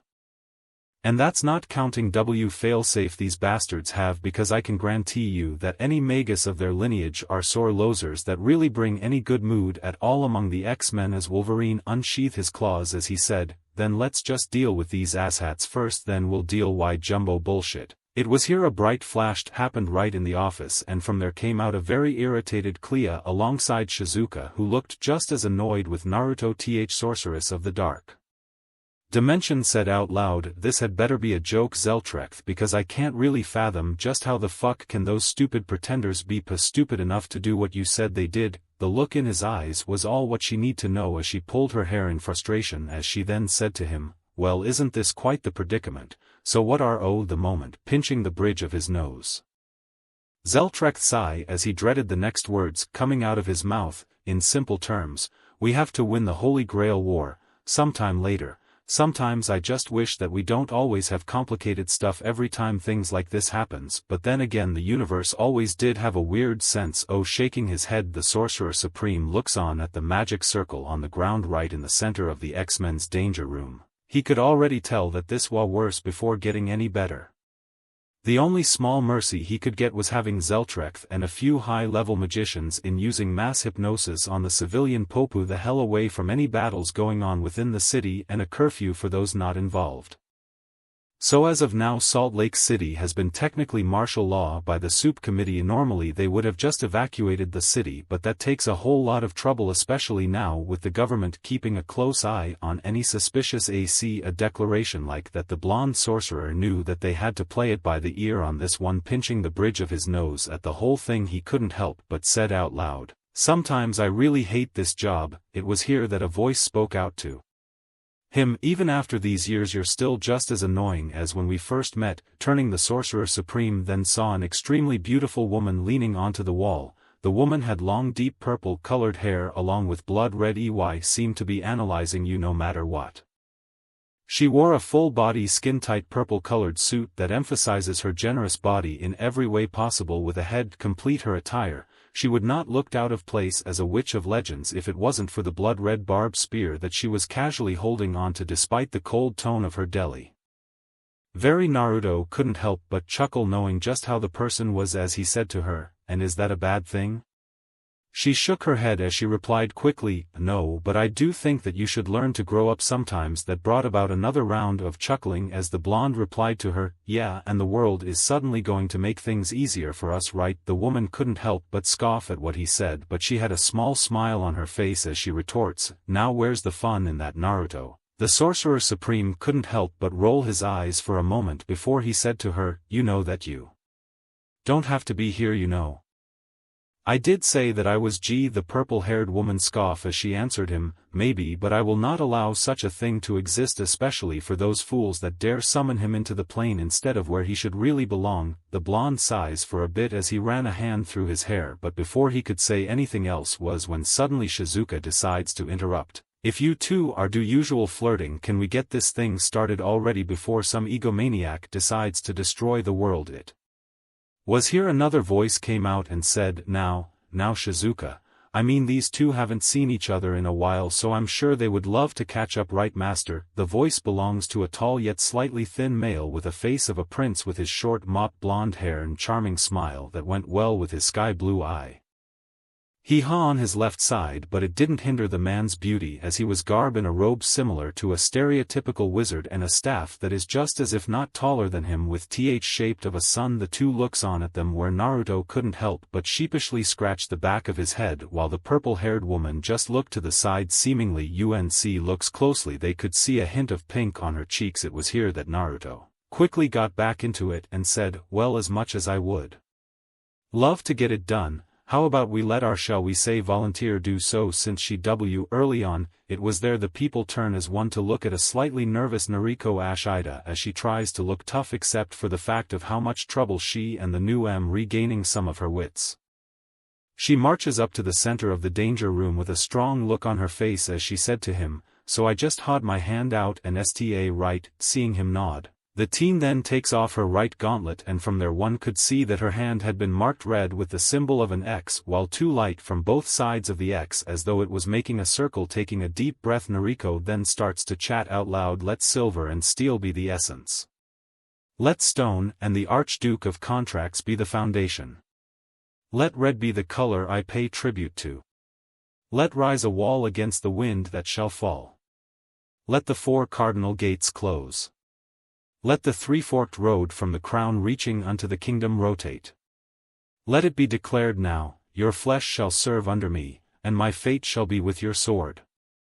Submit to the beckoning of the Holy Grail. Answer. If you would submit to this will and this truth, an oath shall be sworn here. I shall attain all virtues of all of heaven, I shall have dominion over all evils of all of hell. From the seventh heaven, attended to by three great words of power, come forth from the ring of restraint, protector of the holy balance." The moment she ended her chant was what made the circle glowed brightly until a giant flash of light blinded most of the people there before quickly dying down. A watching waited in breath as a figure appeared from within the circle and said out, "I who have answered the call, assassin, now ask, are you my master?"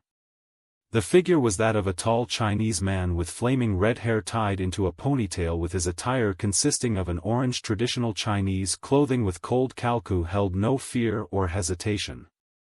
Nariko could only look on in stunned awe until she regains herself with a cough and answered him, "Ah yes, yes, I am assassin," nodding. Assassin then said to her, "Then the pact is complete, by your command I will serve and kill those stand in your path to the Grail." The mutant hesitantly nodded for a moment as Assassin took his place by her side while looking on at his new comrade, so to speak.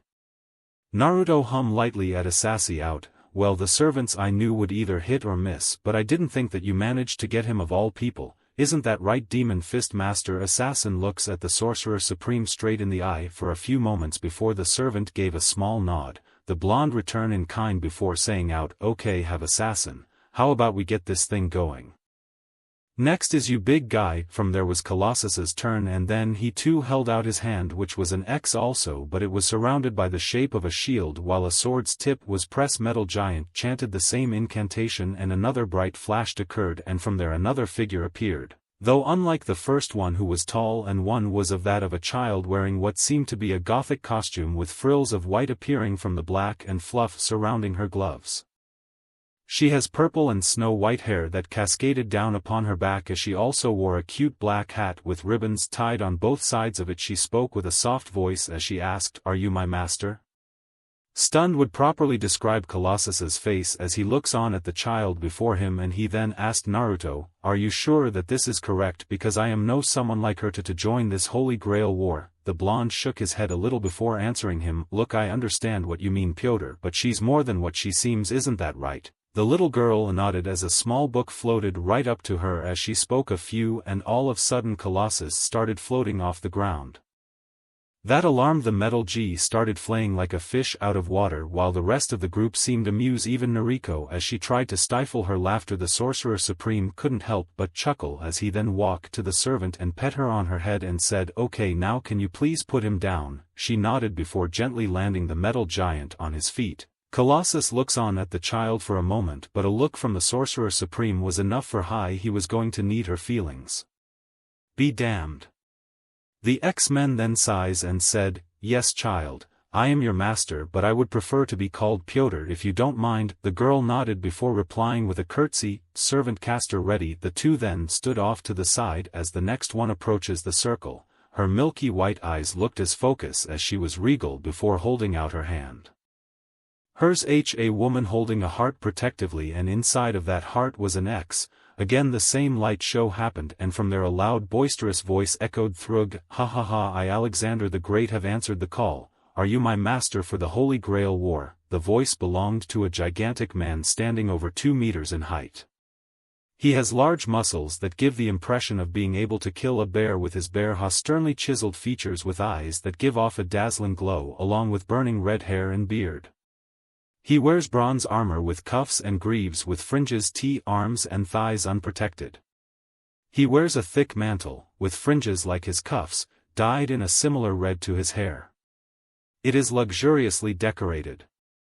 And looks like a curtai stage of a theater. He had on a shit-eating grin as Ororo coughed lightly before answering the giant of a man, Yes I am, still holding on to that grin. The man then spoke out, Then I Alexander, the servant rider shall aid you and your comrades in your quest for the Grail. The weather goddess couldn't help but shake her head as she then stood to the side with her servant before the purple-haired woman then went to the center. And this thing over with because I have a bone to pick with whoever is in that war. She did same thing as the rest did, and from there another figure emerged from the circle.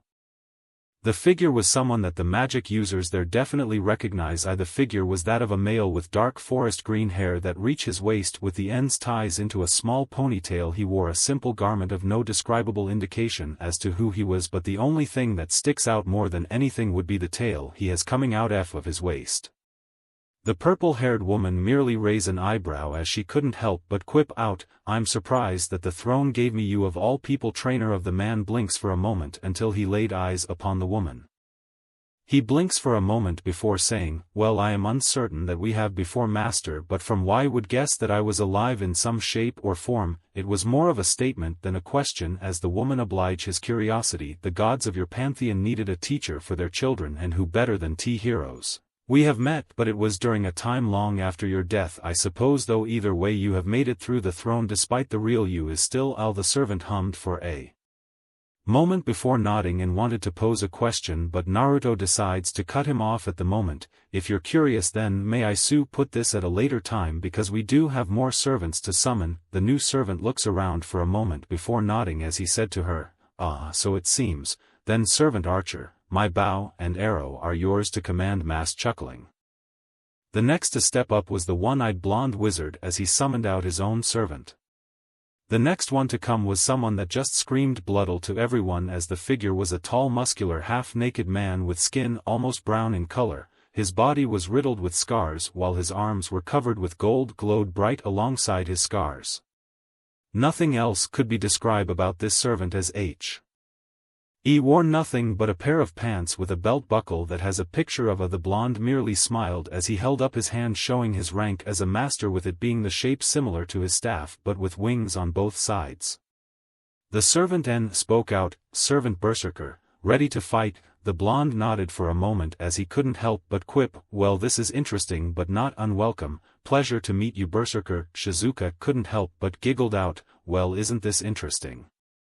Please don't let such a beast ravage you too much, Flay. The blonde merely smiled as he said to her jokingly, Don't worry, Lady Shizuka, I won't wear him out too much before our battle. The two giggled at each other before the QB decides it's her turn as she said out, Now then I guess it's Sexy Foxy-chan's turn. Naruto couldn't help but shake his head at her antics as his wife started summoning her own servant. The Sorcerer Supreme looks at the mark on her hand, which two lines forming a heart, while inside was the face of a fox.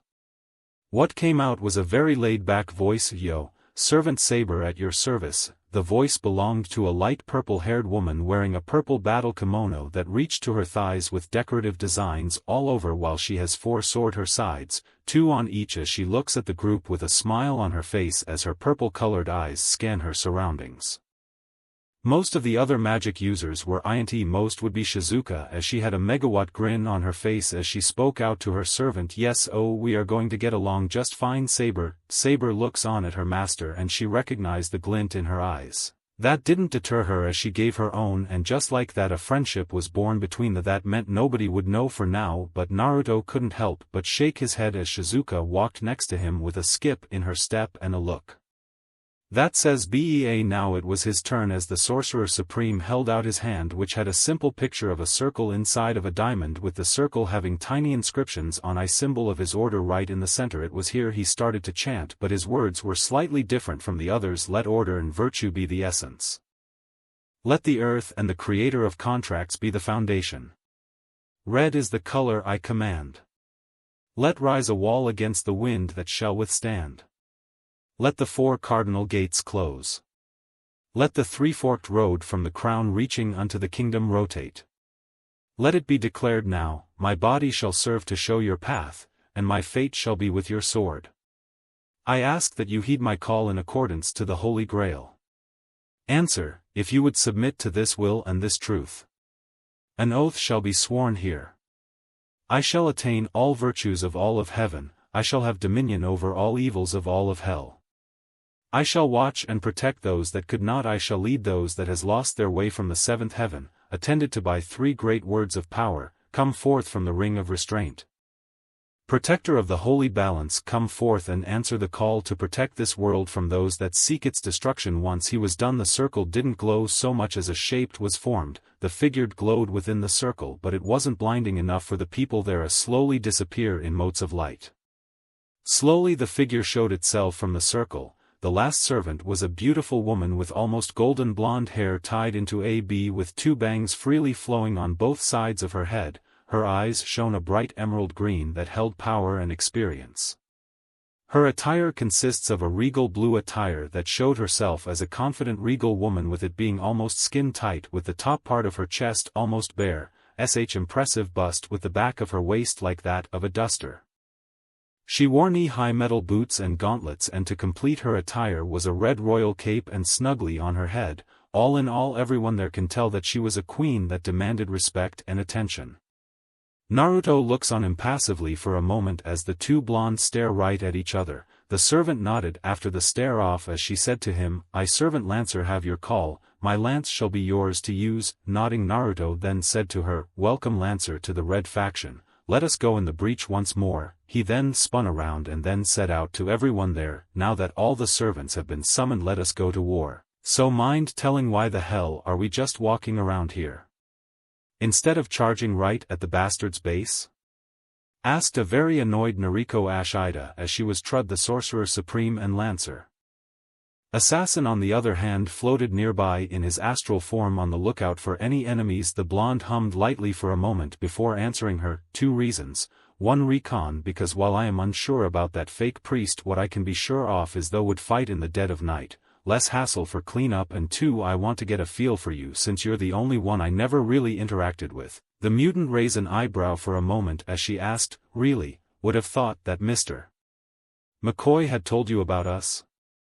The blonde quickly replied, he did, though he did mention that you and a certain hellion have a, shall we say, rivalry that escalates quite a bit sometimes. Nariko's eye twitched for a moment before looking elsewhere as she mumbled out, it's his fault for being a jerk. The blonde lets out a sigh before he lectured her for a bit, it doesn't matter whose fault it is. One day you might be in a team that probably will have people like him. You do then? While I may not have met Hellion personally, I will admit his reputation is less than desirable, but tell me this, why engage him at all? Why allow him to point that destruction follows soon after you two? You and I both know that while he may be a good leader, but it is his arrogance that will be his downfall, so why who all? The Japanese mutant retorts to him, that's because that jerk keeps lording over us like he's the best or something. I get that he's good and all, but I just can't stand it. Was here that Naruto sighed out loud and said to her, maybe so, but if you allow it to control you it will hurt you more than him. Believe me, I know what you are talk. While circumstances might be different, in some ways they are the same. I do not have any true answer for that. The only thing you can do is learn from your mistake. From there, he could see she didn't really like the answer, but he knew that this was something he was familiar with. He would have talked a little more, but he does enjoy the SI moment until he saw someone in the distance.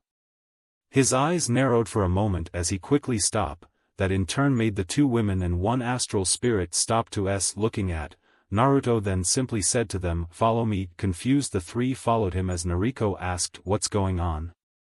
He didn't even slow down in his stride as he quickly answered, "A lesson in aggressive negotiating." Elsewhere, a woman of near fairy-like beauty smiled happily as she took in the sights of the city. The woman's skin was almost too fair to be considered normal, while straight and smooth, reaching just slightly past her waist.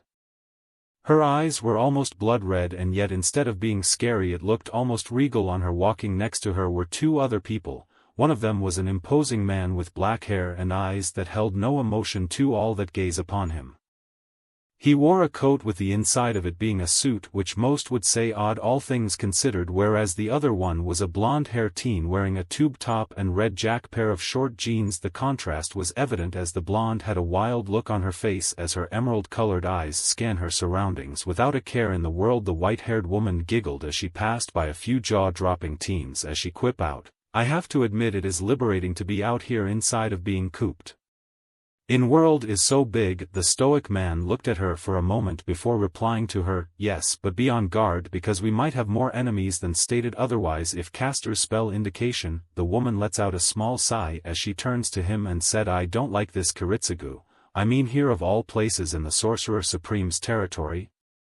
We were lucky he didn't sense the grail before it was implemented, but even with the very delicate situation that we placed on the grail, I fear that we may have provoked the Drago." The man grunted in acknowledgement as he replied to her, "That was probably the reason for our benefactor's plot, but even so Jubstichite was determined to obtain matter the cost, and you and I know that the others are in the same boat as we are." The woman couldn't help but agree with him as she then voiced out, "I just wish I could bring her here to see this." Kiritsugu closed his eyes for a moment, knowing what she meant as he said to her, "That would have been a bad idea.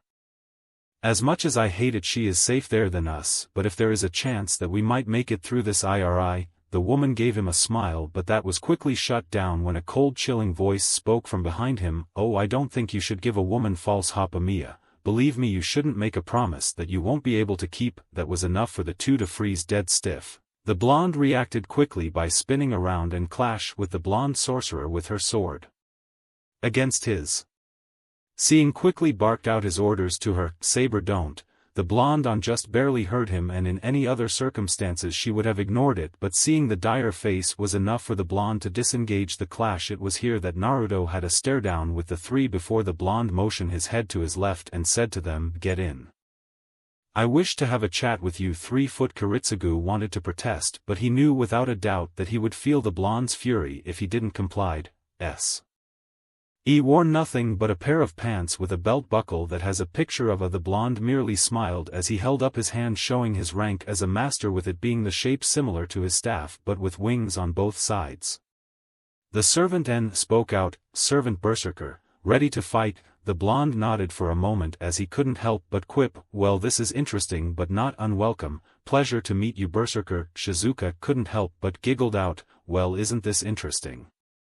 Please don't let such a beast ravage you too much, Flay." The blonde merely smiled as he said to her jokingly, "Don't worry, Lady Shizuka, I won't wear him out too much before our battle." The two giggled at each other before the Kyubi decides it's her turn as she said out, "Now then, I guess it's Sexy Foxy-chan's turn." Naruto couldn't help but shake his head at her antics as his wife started summoning her own servant. The Sorcerer Supreme looks at the mark on her hand, which W2 lines forming a heart, while inside was the face of a fox.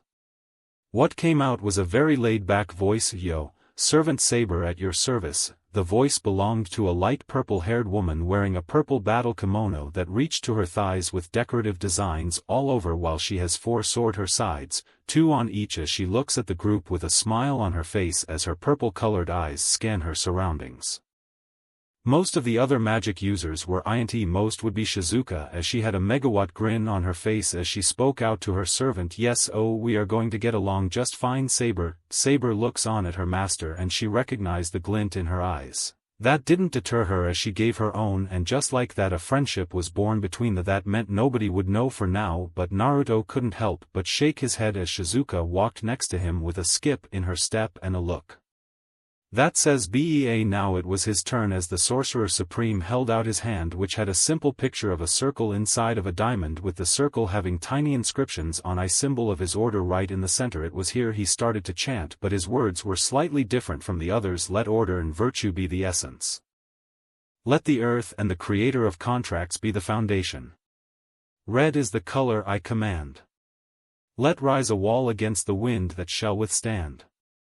Let the 4 cardinal gates close. Let the 3-forked road from the crown reaching unto the kingdom rotate. Let it be declared now, my body shall serve to show your path, and my fate shall be with your sword. I ask that you heed my call in accordance to the Holy Grail. Answer, if you would submit to this will and this truth. An oath shall be sworn here. I shall attain all virtues of all of heaven, I shall have dominion over all evils of all of hell. I shall watch and protect those that could not. I shall lead those that has lost their way from the 7th heaven, attended to by 3 great words of power, come forth from the ring of restraint.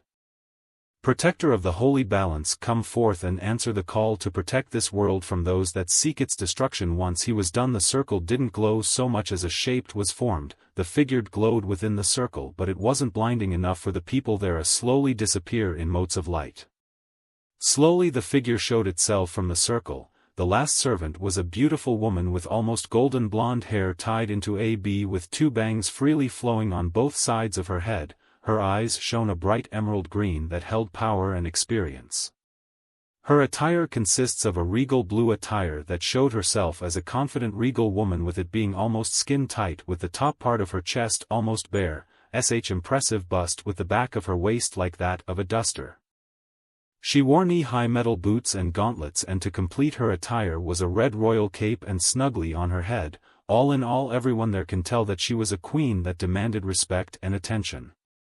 Naruto looks on impassively for a moment as the 2 blondes stare right at each other. The servant nodded after the stare off as she said to him, I servant Lancer have your call, my lance shall be yours to use. Nodding, Naruto then said to her, welcome Lancer to the red faction. Let us go in the breach once more. He then spun around and then set out to everyone there, now that all the servants have been summoned, let us go to war. So mind telling why the hell are we just walking around here? Instead of charging right at the bastard's base? Asked a very annoyed Nariko Ashida as she was trud the Sorcerer Supreme and Lancer.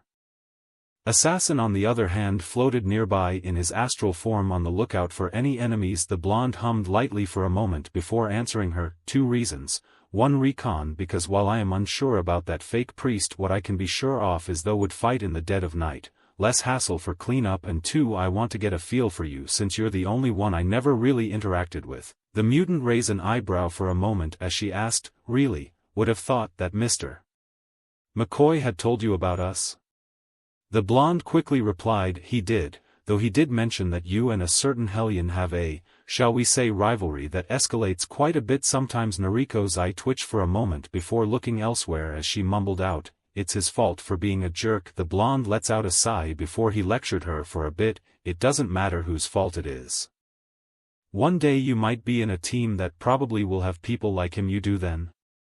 While I may not have met Hellion personally, I will admit his reputation is less than desirable. But tell me this, why engage him at all? Why allow him to point that destruction follows soon after you two? You and I both know that while he may be a good leader, but it is his arrogance that will be his downfall. So why who all? The Japanese mutant retorts to him, that's because that jerk keeps lording over us like he's the best or something. I get that he's good and all, but I just can't stand it. Was here that Naruto sighed out loud and said to her, maybe so, but if you allow it to control you it will hurt you more than him. Believe me, I know what you are talk. While circumstances might be different in some ways, they are the same. I do not have any true answer for that. The only thing you can do is learn from your mistake. From there, he could see she didn't really like the answer, but he knew that this was something he was familiar with. He would have talked a little more, but he does enjoy the SI moment until he saw someone in the distance. His eyes narrowed for a moment as he quickly stopped, that in turn made the two women and one astral spirit stop to looking at. Naruto then simply said to them, follow me. Confused, the three followed him as Nariko asked, what's going on? He didn't even slow down in his stride as he quickly answered, a lesson in aggressive negotiating. Elsewhere, a woman of near fairy-like beauty smiled happily as she took in the sights of the city. the woman's skin was almost too fair to be considered normal while straight and smooth, reaching just slightly past her waist. Her eyes were almost blood red, and yet instead of being scary it looked almost regal on her. Walking next to her were two other people. One of them was an imposing man with black hair and eyes that held no emotion to all that gaze upon him. He wore a coat with the inside of it being a suit, which most would say odd all things considered, whereas the other one was a blonde-haired teen wearing a tube top and red jack pair of short jeans. The contrast was evident as the blonde had a wild look on her face as her emerald-colored eyes scanned her surroundings without a care in the world. The white-haired woman giggled as she passed by a few jaw-dropping teens as she quipped out, "I have to admit it is liberating to be out here inside of being cooped. In world is so big." The stoic man looked at her for a moment before replying to her, "Yes, but be on guard because we might have more enemies than stated otherwise if casters spell indication." The woman lets out a small sigh as she turns to him and said, "I don't like this Kiritsugu, I mean here of all places in the Sorcerer Supreme's territory. We were lucky he didn't sense the grail before it was implemented, but even with the very delicate situation that we placed on the grail I fear that we may have provoked the Drago." The man grunted in acknowledgement as he replied to her, "That was probably the reason for our benefactor's plot, but even so Jubstachite was determined to obtain matter the cost, and you and I know that the others are in the same boat as we are." The woman couldn't help but agree with him as she then voiced out, "I just wish I could bring her here to see this." Kiritsugu closed his eyes for a moment, knowing what she meant as he said to her, "That would have been a bad idea. As much as I hate it, she is safe there than us, but if there is a chance that we might make it through this IRI." The woman gave him a smile, but that was quickly shut down when a cold chilling voice spoke from behind him, "Oh, I don't think you should give a woman false hope, Amiya. Believe me, you shouldn't make a promise that you won't be able to keep." That was enough for the two to freeze dead stiff. The blonde reacted quickly by spinning around and clash with the blonde sorcerer with her sword against his. Seeing quickly barked out his orders to her, "Saber, don't." The blonde on just barely heard him, and in any other circumstances she would have ignored it, but seeing the dire face was enough for the blonde to disengage the clash. It was here that Naruto had a stare down with the three before the blonde motioned his head to his left and said to them, "Get in. I wish to have a chat with you." 3-foot Kiritsugu wanted to protest, but he knew without a doubt that he would feel the blonde's fury if he didn't comply. In one move he slammed the ball towards the ground, and everyone there saw the world turn to glass. Everyone there now saw that they were now surround soldiers, and with them were Storm, Wolverine, Colossus, Jean, Alexander and Castor. The Purifiers were now back to back as they now see themselves being outnumbered and maybe outgunned. Naruto then slowly walked back towards where he sto Lancer stand ready for another fight. The Sorcerer Supreme looks at Striker coldly as he summoned two swords in hand before saying, "Let's try this again, shall we?" War, an unyielding force that cares for no one yet is fought by everyone able. It is where sides are drawn and lines are blurred. There are no heroes here, nor are there goals formed by those in power, but fought mostly by the lower caste. In another time the Holy Grail War would have created untold destruction should it happen with merely the clock tower and the Vatican overseeing it, and now that happening through the mirror dimension as Naruto skid across the road before quickly slamming both hands together and crush one of the creatures in between. Didn't last long before the creature burst from its confines and tries to attack again, only for it to run downwards when the roads folded inwards before the sorcerer created a shield to block a charge from another creature. The shield held firm as the creature folded itself before it was sent flying backwards before the Sorcerer Supreme shoots into the air and fired a hail of magic spear enemy caster. All of the attacks were blocked by her shields before she too manipulated the surroundings, such as forcing roads to allow the creatures to attack him. One of the creatures tanked one of the spears before Colossus dive bomb right at it from above. The other was suddenly being attacked by green vines bursting out ground. The last was sent flying back after a giant blast of magic before the Sorcerer Supreme took to the skies and fought the enemy caster elsewhere. Alexander laughed joyfully as he and the enemy clashed in a titanic bout. The two collided fist against fist as the redhead said out to him, "Well, isn't this it? Seems fate had decided to recreate our battle once more. Isn't that right, King Darius?" The now named King Darius looks at him stoically before answering him, so it would seem, and it looks like you're still as irritable as ever." The red-haired conqueror merely grinned as the two continued their bout as Darius leaped back to avoid a heel roundhouse from him before jumping even further to avoid attack that destroyed the roof they stood on. The purifiers were being cut down like flies as the soldiers the Sorcerer Supreme brought in were decimating them alongside their sentinels. Bullets were blocked. Movement is near impossible with physics being thrown out the window in this world, and now they are slowly being overrun by the numbers that Naruto brought. The sentinels fared just slightly better only because of durability, but even then they still fell, which was indicated when Storm and a few of the mages did a combine assault that blew one of them to pieces while Wolverine landed on top of another as a mage creates a path for the mutant to use as he lunges at the Purifier's Lancer grits her teeth in annoyance as she fends off against the armored being.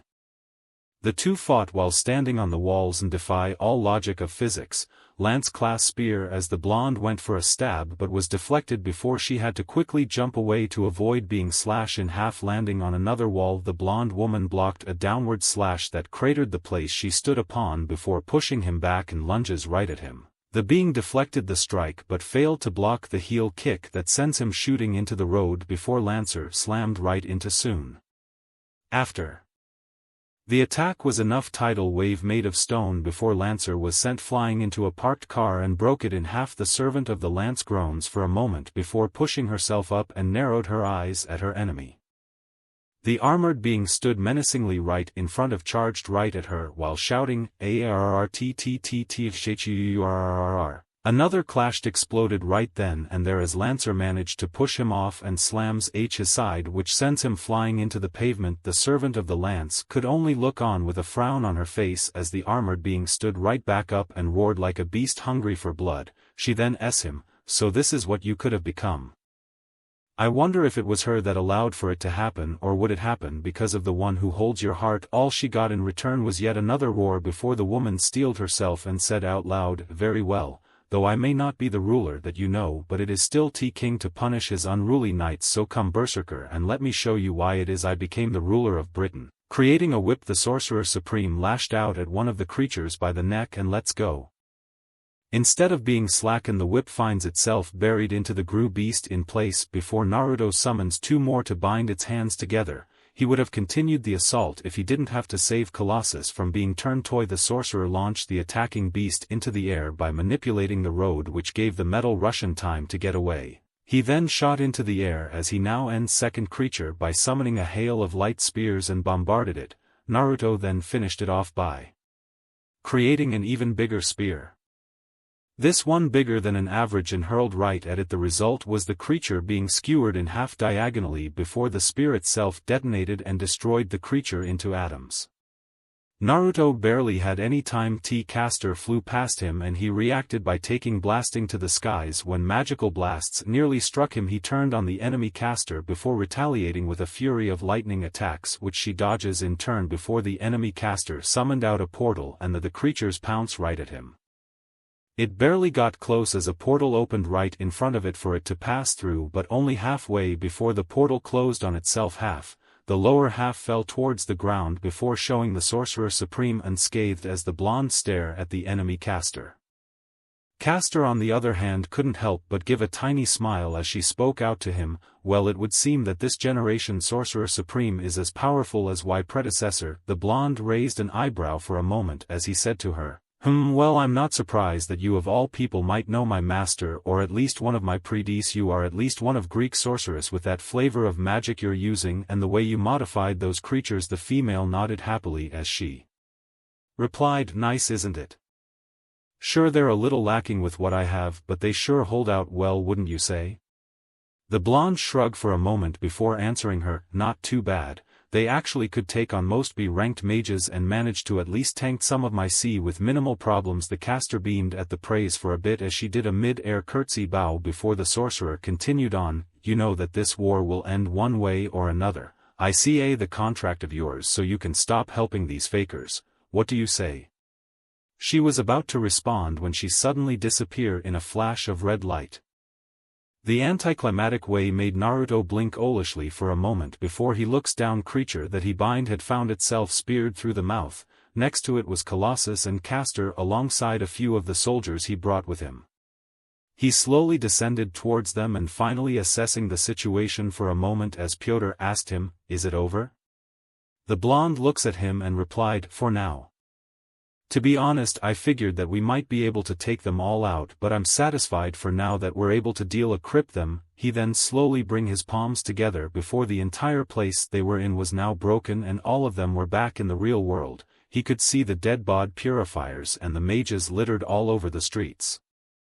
He could not sense any of the enemy servants nor Striker himself in the vicinity, but he didn't mind too much. Rather not have either group having an edge with survivors until he was able to at least secure one master and servant from each side with both of them being calm. He then saw Lancer walking towards him. She had a few cuts and bruises here and there, but she looked good enough to go for round 2. I took a look at her for asking her, "You okay?" She nodded, though there was a hint of sadness as she replied to him, "Yes. It is not easy seeing someone you know turn into something like that, even though he is one that I knew. There is still that lingering doubt of what if." Naruto thought about it for a moment before he nods at her when a figure appeared from a portal behind him. Said figure was a woman with purple-colored hair. Coloring lightened towards the tips of her hair. Her eyes were cold amethyst with a small beauty mark under her right eye. She had impressive assets that showed through clothes as she wore the same uniform as the other soldiers, but she also had on a white coat hanging loosely from her shoulders and a sword on her hips. Nearing him, she crossed her arm over her chest and bowed before she said to him, "Lord Naruto, I am here to report our attack against the masters on the Magi's Be." Seeing him nod, she then continued her report. "The blitz attack worked well, but the enemy caster managed to corral our forces towards Archer and Assassin. We've losses, but they are minimal as we switched to Plan B, to which the explosives did their job and crippled their base's infrastructure. We have managed to eliminate 30% of their forces, and from what some of our scouts told me, we might have managed to wound at least one of the masters on their side." The Sorcerer Supreme hummed for a moment before he asked. She heard was a chuckle as the Sorcerer Supreme said to her, Now, I am a man of my word after all, and a wife's word is nearly law, as no man could ever off, and won't she be surprised to see you again?" Her eyes could only widen in shock, and now the woman was struggling in vain to try and break free, yet it didn't not do anything more as the Sorcerer Supreme towards a certain Kitsune's room as Beatrice begged and pleaded to him while Lancer followed on curiously.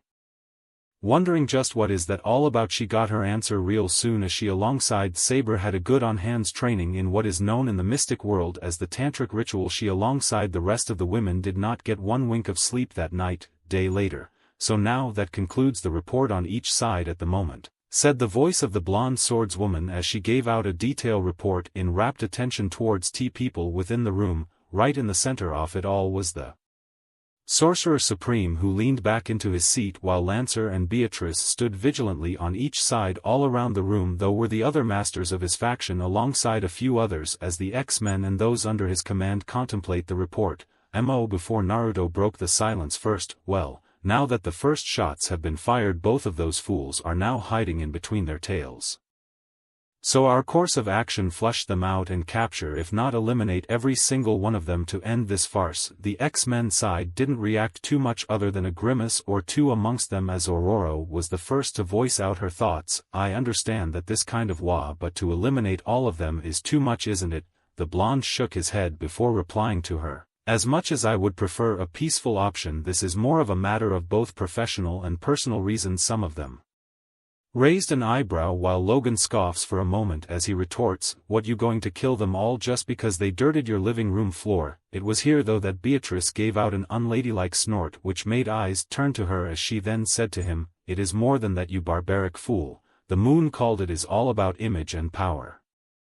The seat of the Sorcerer Supreme is that pinnacle of power among the mystic arts practitioners, and while it has been a decade not eradicate those kinds of beliefs of might makes right, if Lord Strange here would show even the slightest of mercy for a transgression of this magnitude, then I'd see those vile rats and serpents will come out and circumstance his seat with discord. So I suggest you hold your tongue, lest we test just how far that regeneratio handle." The Wolverine narrowed his eyes at her before Naruto quickly defused the situation. She isn't wrong, Mr. Logan, and I would like it if you two don't destroy this place. Other two factions have been dealt with and we do not have an unstable bomb ready to level Seattle. The two locked glares at each other for a few more seconds before they finally relented. This was the sign which Naruto continued on. Beatrice isn't wrong though. In world respect and fear open doors for you. Should you falter in either, then that's when the scum will strike, especially on something of this magnitude. They can and means to demean me and bolster their connections and power, which will be a pain if they succeed. So as much as Xavier's peaceful words yet ready for war policy, nothing more than outright annihilation with any survivors thrown into the pits to never see the light of day again. Some of the more older X-Men present didn't hide their grimace, but they didn't voice out any opinion due to the need of manpower and expertise of the Grail War, knew that this wasn't what he wanted, but he knew these people were like Gara right now. Pride and vengeance, both very volatile in many situations, deadly in AW environment. The blonde lets out a sigh while leaning back into his seat before he set out to them. Listen up, real good and hard people. I can admit I am sympathetic to your plight that you all can get going when it's tough, but this is our world now. And in this world there are no people, no angels, no demons, just monsters living in the guise. Oh, that was enough to make the mood slightly more grim as the X-Men there knew they were almost stepping on a landmine, but Naruto quickly changed the subject even further. We can discuss morals at another time later. For now we should really be focusing on the enemy lest we allow them to join forces and take us out. That was enough to get them back on the situation at hand, as Naruto then asked the blonde swordswoman any leads on where each faction might be. Without missing a beat the woman answered him of that of a professional soldier. Nothing concrete, sir, but we have narrowed down the areas and will have one. Wit nodding. The Sorcerer Supreme then orders her, once you have their location give it to Beatrice, for now we'll go a little on the offensive by attacking their supplies associated with either groups and shut them down hard. Check trucking companies and airports for anything going in or out. Use any means necessary to do it. After the shade units on standby, and once you found their supplies tell them to do what they do best. Dismiss. The blonde woman nodded before bowing before the Sorcerer Supreme and walked out of there alongside Beatrice, which now left the masters and servants with the X-Men side. The blonde took a deep breath before he then said to them, I know that some of you here might like what I am doing, but this is the kind of world us live in, a constant world of combat, of not strength but words. I will not change that since I was inducted into it, nor will I force you to see it that way. If you wish and not participate, then that will be fine with me, but one way or another these fools will pay for what they did here. The tone in his voice says it all before the Wolverine scoffs for a moment as he then said to him, fine by me, but the kid is staying if it gets too dicey. Noriko wanted to retort, but that was shut down real quick with a glare from the man as he said to her, listen kid, this is a damn war we're in right now. You'll get to take it when it really gets going. We got real lucky the times they actually got the balls to attack us, and most we got were a few bruises with a few loose limbs quickly replaced with either weird mumbo jumbo or furballs gizmos. Only reason we didn't kick the bucket and stay there for good was a shit ton of luck and stupid regards to either time travel or being raised from the dead. You can fight, I'll give you that, but can you survive? That was enough to make the Japanese mutant to clench her fist for a brief moment before Aurora puts a small comforting hand on her shoulder. The teen lets out a before sitting back down, which allowed the sorcerer to nod as he replied, I'll do what I can, but I make no promises if any of our enemies target her for her status. That was enough for the Wolverine as he nodded before he started to head for the door, which was followed soon by the rest of the gathered X-Men along with Flay, Saber, which now left the Sorcerer Supreme with Shizuka, Lancer and Beatrice as the blonde started to massage his head as he voiced out loud, sometimes I respect types that won't kill unless absolutely necessary or an accident, but other times I just wish they just do the world a favor and get rid of those bastards. All he got was a few nods while Shizuka giggles before she sat herself on his lap and then said to her, well then they won't be heroes then, dear. Besides, I think IW with them than have them become that Punisher person that's been slaughtering the gangsters these past few weeks. That made the blonde let out a groan as he retorts lightly, don't even talk about that guy. He nearly killed Brother Voodoo just because he was investigating the Sam. He was lucky that my apprentice didn't actually try to kill him, because believe me I train him well enough to do so. The vixen nodded, knowing that people of the moonlit world can be vicious and you would have to become one too if you want to have a chance to see the next day that this was to lighten the mood. Before she then asked him, "Do you think you can end this before the week ends?" The blonde stops and looks at her for a moment before he then said to her, "I would not have expected this from you of all people." She shrugs at him before she replied him, "I don't really care what happens to that stupid village, you on the other hand need closure. You might not be the one personally, but I don't think that you can stand the fact in not seeing that place truly die and finally letting go of the ghost that is still there in your mind." Naruto took a deep breath for a moment before letting it out as he then said to her, "Maybe so, but to be honest, the only thing I am worried about is Gara and his going to fight for their pride and vengeance due to a fool's fear of dying." She puts a hand on his cheek before gently making him look right at her as she then said to him, "Then go for his sake then, dear. Go and save probably the very few cared for you. Screw the rest of them, just save the ones that stood by your side, like those 2 chefs that fed you, some of your classmates who could see past the older shinobi that helped you if there were any. I might not be the one to say this since I did try to destroy that stupid village the moment I got out from that bitch's gut, but I think you should go back to do the one thing you could have never done if you didn't find out the truth." He looked straight into her eyes as they gained a red demonic hue as she finished her speech, that is to put down the last person who've had probably the biggest suffering, the one man who had the guise of a human but a soul more foul than a demon's, the man who allowed you to be orchestrated by almost everyone around, man who stood in your way into obtaining what you so rightfully deserve.